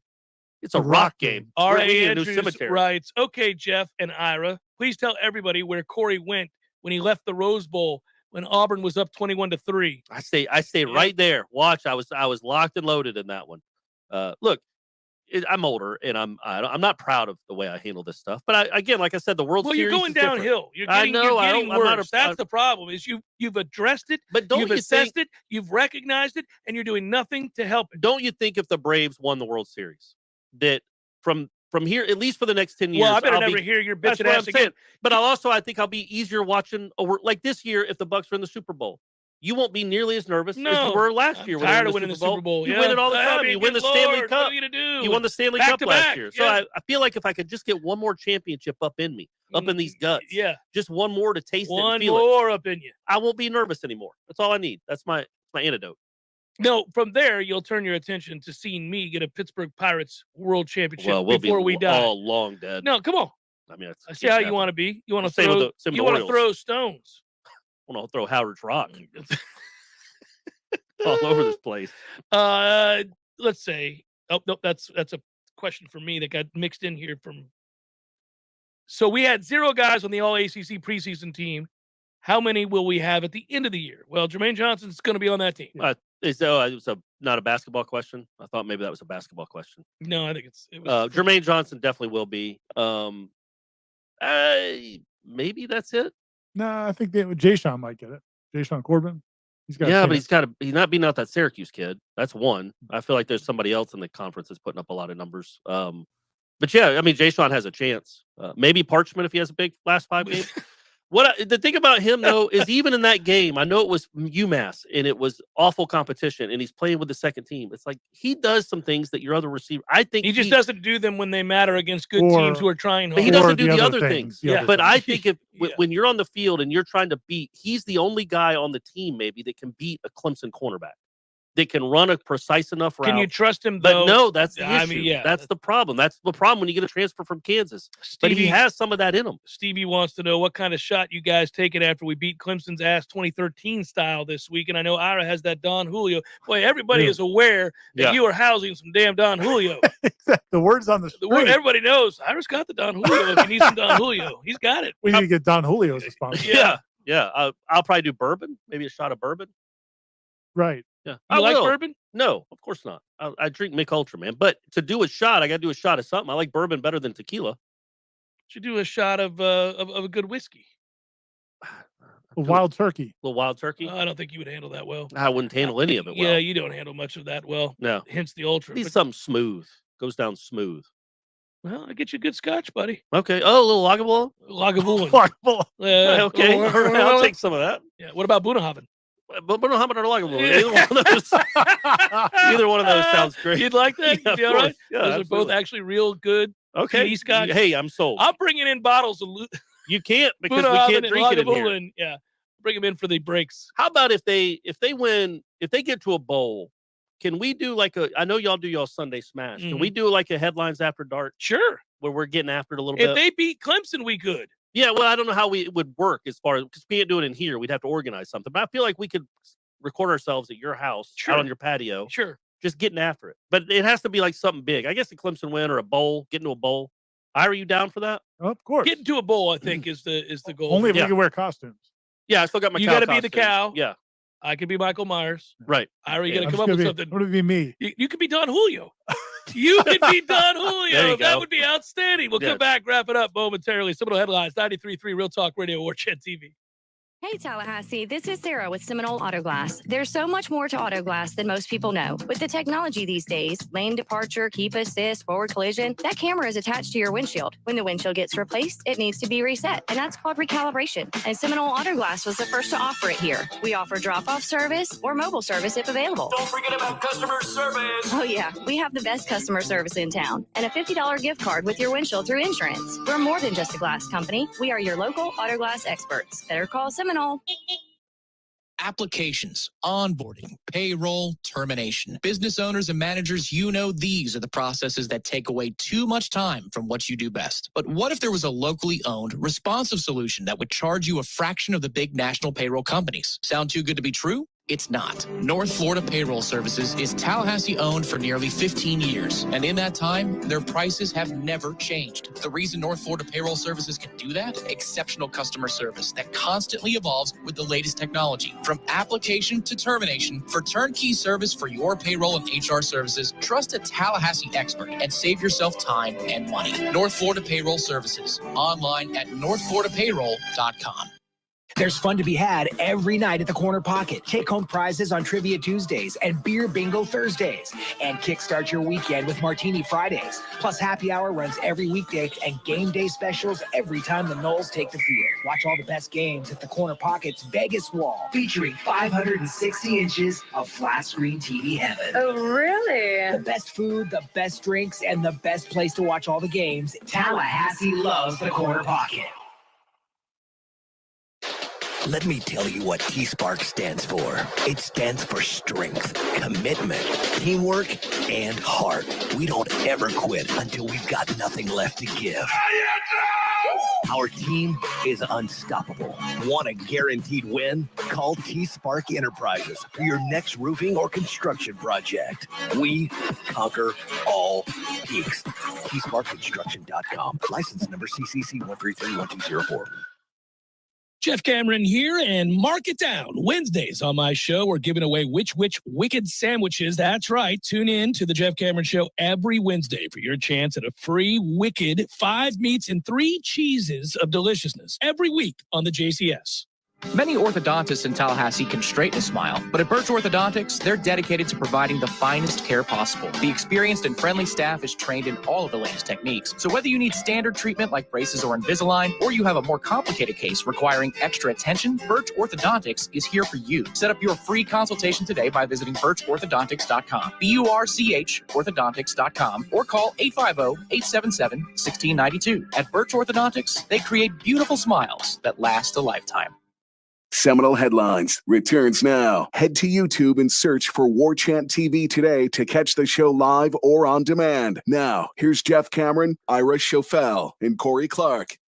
I think I got to almost everything this time, guys. You did well. Charlie does right. Coach Ham has been spotted a fair amount. Is the soup bar in the local grocery store, or at the soup bar in the local grocery store in honor of basketball season starting? Mm-hmm. What's your favorite soup, and who do you think? And do you think soup is the secret to Coach's longevity? So I've got an answer to this. Not about my favorite soup. Mine is broccoli and cheddar. That's my second. I Clam love chowder. I like clam chowder, but I love some tomato soup. I like tomato Love soup too. tomato soup. Soup's underrated. Yeah. In I don't general, eat enough soup. I don't Yeah, either. I love Soup's soup. underrated. Very good. That said, I see Coach Ham on the regular at a certain place in town that doesn't advertise, so I'm not going to give him the love. And I've told this story before. Every time he sees me, we end up spending 30 minutes talking, not about basketball at all, just about life stuff. But he gets the same thing every time he's there. And I asked him about it, and he said that was the secret to his longevity. He gets broccoli and a piece of fish. No, all right. He definitely eats well. There's no doubt Oh, about he it. eats extremely healthy. So when I worked in Maryland, I was on news. I was in the news. I oversaw the news department at this newspaper before I came back to Tallahassee. Mm-hmm. And I covered a guy, his 105th birthday. Awesome. Every day, and the birthday party was at a restaurant, a hamburger place, which I thought was strange. But apparently this guy ate a hamburger every single day for the last 50, 60 years. So the answer would be he had good genes. But he said for breakfast every day though he would have, I think he had oatmeal with wheat germ in it. Does that sound right? That's his thing, maybe. That was his. He thought Sounds that like was something. But somebody then a who lived to hamburger every 105 day. would do. and then a hamburger every single day. That's like the people who live 105 years old. 120 that smoke. Smoke every day. Yeah, it's like, well, that's you. That's It's an good anecdote. genes. Yeah, That's not. That's how it normally works. You're an outlier. Yeah. Yes. Ham eats really well. It's a piece of fish usually. I didn't ask him what kind, and then broccoli. But he says the guys know him, they see him coming, and they have it ready for him. Of course they do. He's Coach Ham. Leonard Hamilton. Yeah. That was for Jameis back in the day too. Yeah, right. Right. Well, except that one time where the guy that wasn't there.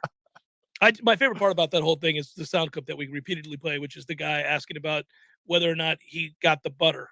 And then he was like, well, I'm not sure. He put the butter down, maybe forgot to come back and get it. But so he didn't get the butter. Yeah. Well, we don't think he left with I'm like, this is unbelievable. This is happening. These questions are happening. It was so good. Do you ever get the urge to ask your smart devices important questions like, how do I dance like Jarvis Brownlee? Or where the heck is Jacksonville State located? Or even, are Monte Cristo sandwiches sitting atop the trash okay to eat? There we go. They weren't on top of the trash. They were on somebody's plate. I have to reiterate that. And they had not been eaten. It was like they came in 4 little quadrants. 2 of the quadrants had been eaten. 2 of them hadn't been touched. But you don't know that he didn't fondle him. Well, he might have. And look, that was a risk I was willing to take. Like, maybe he did fondle him. Jeff brought up Jarvis's dance. It was during the awesome. Sunday Smash. Best dance I've seen in years. I was going to say, where do you think it ranks in like Florida State's celebration? And you're allowed to do that now? I hope. Yes, so. I guess. Because he did it on the field of play. And then, for a while. Yeah, it was fantastic. I love it. The fact that the other players were there with him was big because it has to be a celebration with other can't be a people. singular deal. Yeah. Also, if you watch the video again, and I have watched it again because it's so awesome, the ref is pretty funny. I got to give him credit. There's one shot from behind Brownlee while he's dancing, and the ref comes around to the side. He's about to break it up. He's seen enough. Yeah. It's like a coach talking to a pitcher. Yeah. Like, all right, we've had enough of discussion. So he's watching it. At one point, he cracks a smile.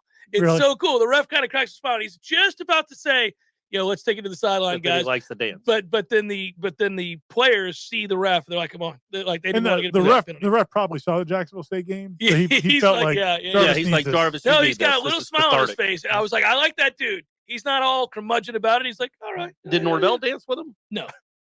No, that would be something to see. But I said this on the air yesterday too. We were down there on the 50, and the players were really cool to Clark. Clark would go over to every player that came over to the defensive meeting or to ride the stationary bike to stay warm, and he would ask for dap, and the players would dap Clark. Yeah, they were like, what's up, buddy? What's up? And Brownlee came over, and by the way, I know you've probably seen it, on the back of his shoulder pads with the little thing that comes down to the lower back, he's got $1 bill. It was There you go. It was sweet. I like it. Yeah. Like a taped $1 bill? It's taped onto the back. Oh, okay. Yeah, it's really nice. Maybe that's his first $1 bill he ever earned. I for wonder NIL if money. they gave him the $1 bill. Yeah, that's how the boosters are stepping up these days, guys. Here's a buck, Jarvis. Here's a buck. No, I wondered if they gave it to him and he put that on there after the pick 6. I didn't know if that was permanently on there. You get $1. Okay. You get $1 when you take it to the hizzy. I mean, you guys. Sorry, that's got to be more than that. You got a little more A incentive. little bit more than $1. Yeah, that's how we show up in the NIL, buddy. Here's a buck. Yeah, and that is from your favorite fan over at Kia, who Yeah, that's right. Yeah, that $1 brought to you by. Buck you get. Yeah, yeah. Let's step it up. Fans. Anyhow, hopefully we see more Brownlee dances today or this Saturday on the road at Clemson, just to the chagrin of their fans and the joy in my heart. It would be a beautiful moment. Norvell just like what if Norvell mirrored the dance? No, what he needs to do. You remember when was it Sismacia? Who missed the 2002 kick in Miami? Sismacia. Or Bethia. In that Miami jester dude guy. danced around him like a Piece of crazy crap, person. who I still would like to beat the hell out of. That's what Norvell's going to be doing to Dabo as he walks off the field. He's going to be like that Miami dancing manager. around. No, I wanted to do the Brownlee dance around, but the whole time, not fantastic. just really What if quick. the team surrounded Dabo? And all when they come out for the handshakes, instead of just walking out there, like dance the whole way out there. You're high stepping to him, and then you start dancing around him. Everybody's doing the Brownlee. Pistols. The whole team's doing the Brownlee around Dabo, and he can't get out. Maybe like Georgia did against Florida that year, after Florida State scores the first touchdown, penalties be damned, the whole team gets in the end zone and does the Brownlee, and then rushes over to Dabo and just dances around him until they almost have just to call the keep game. throwing flags. You're just throwing flags. At some point, they're going to be it's like a Clemson gets 2-yard the ball penalty on the 5. You're kicking off from your end zone. Yeah. It's fine. You can do that. What's the response of your Dabo? Like, do you go clothesline somebody? No, or I do you think you just smile. I think you smile. smile? Mm-hmm. I I don't know think if that's after gonna he happen. might smile at first, and then he might get really upset. If it lasts Well, for if you like just 8 keep to doing 10 it, minutes, like 10 minutes in, and we're still here dancing. There's like, can we get the game going? Yeah. Like, no, buddy, we're dancing out here today. Yeah, remember last year? This is what cowards do. We call it the Rona. It's COVID 21. Oh my God! I mean, just dance around him forever. I do want to see Brownlee with another pick six, that's for sure. And I wanna really see- hope he does the dance. Yeah, and I want to see Norvell beat Dabo. I do. That's I shouldn't be personal. Be but, a good man beating a bad man. well, Yes, period. somebody that, Go ahead, you sure. can It'd be good. It'd be nice because of what Dabo did last year to a down program, a program that was not good. He knew it, and he just talked as much as he knew he could. He didn't think this day a reckoning would come. Well, I don't know that Certainly it's going to be a not this- reckoning. We'll see. It could be though. Let's hope. That it would even be possible. That it would even be Oh, possible. none of us saw this possible. That's what I'm saying. The So joy if of what we're if doing the now. reckoning does come a year after Dabo did what he did and called out this program, just dance, baby. Just dance. If Just they dance win- all around. If they win, If they win and we're doing the rap, like what can we? can you do the dance? Go home, learn that dance. The Jarvis dance? Yeah, it's incredible. Boy. Can you do it? You don't have those kind of skills? At some point, I have to stop being the clown, right? I dump champagne on me, and now I'm going to do a Jarvis Brownlee Kevin dance. gave us some money at the end of the show here, and we appreciate that. Thanks, K-Dog. Dabo would waterboy tackle Norvell if he was dancing. He would try. See what? He would try. I hope. Well, that would be something. You want to endear yourself to the Seminole Nation? Go ahead and have Mike Norvell dancing in front of Dabo. Yeah. Anything that resembles. Yeah. The Brownlee That's dance. when the NIL money starts coming. That's People like, start oh, believing forget in about Mike this guy's Norvell. the again. real deal. Yeah. For Director Matthew, good work out of you, Corey Clark. And by the way, one guy here says, you just are what you are, so you got to accept. That I'm a clown. Yeah. I got it. That's fair. Good point. And for Ira Chappelle, I'm Jeff Cameron. Thanks for listening, everybody. Be well. Go Noles. We'll talk to you again soon.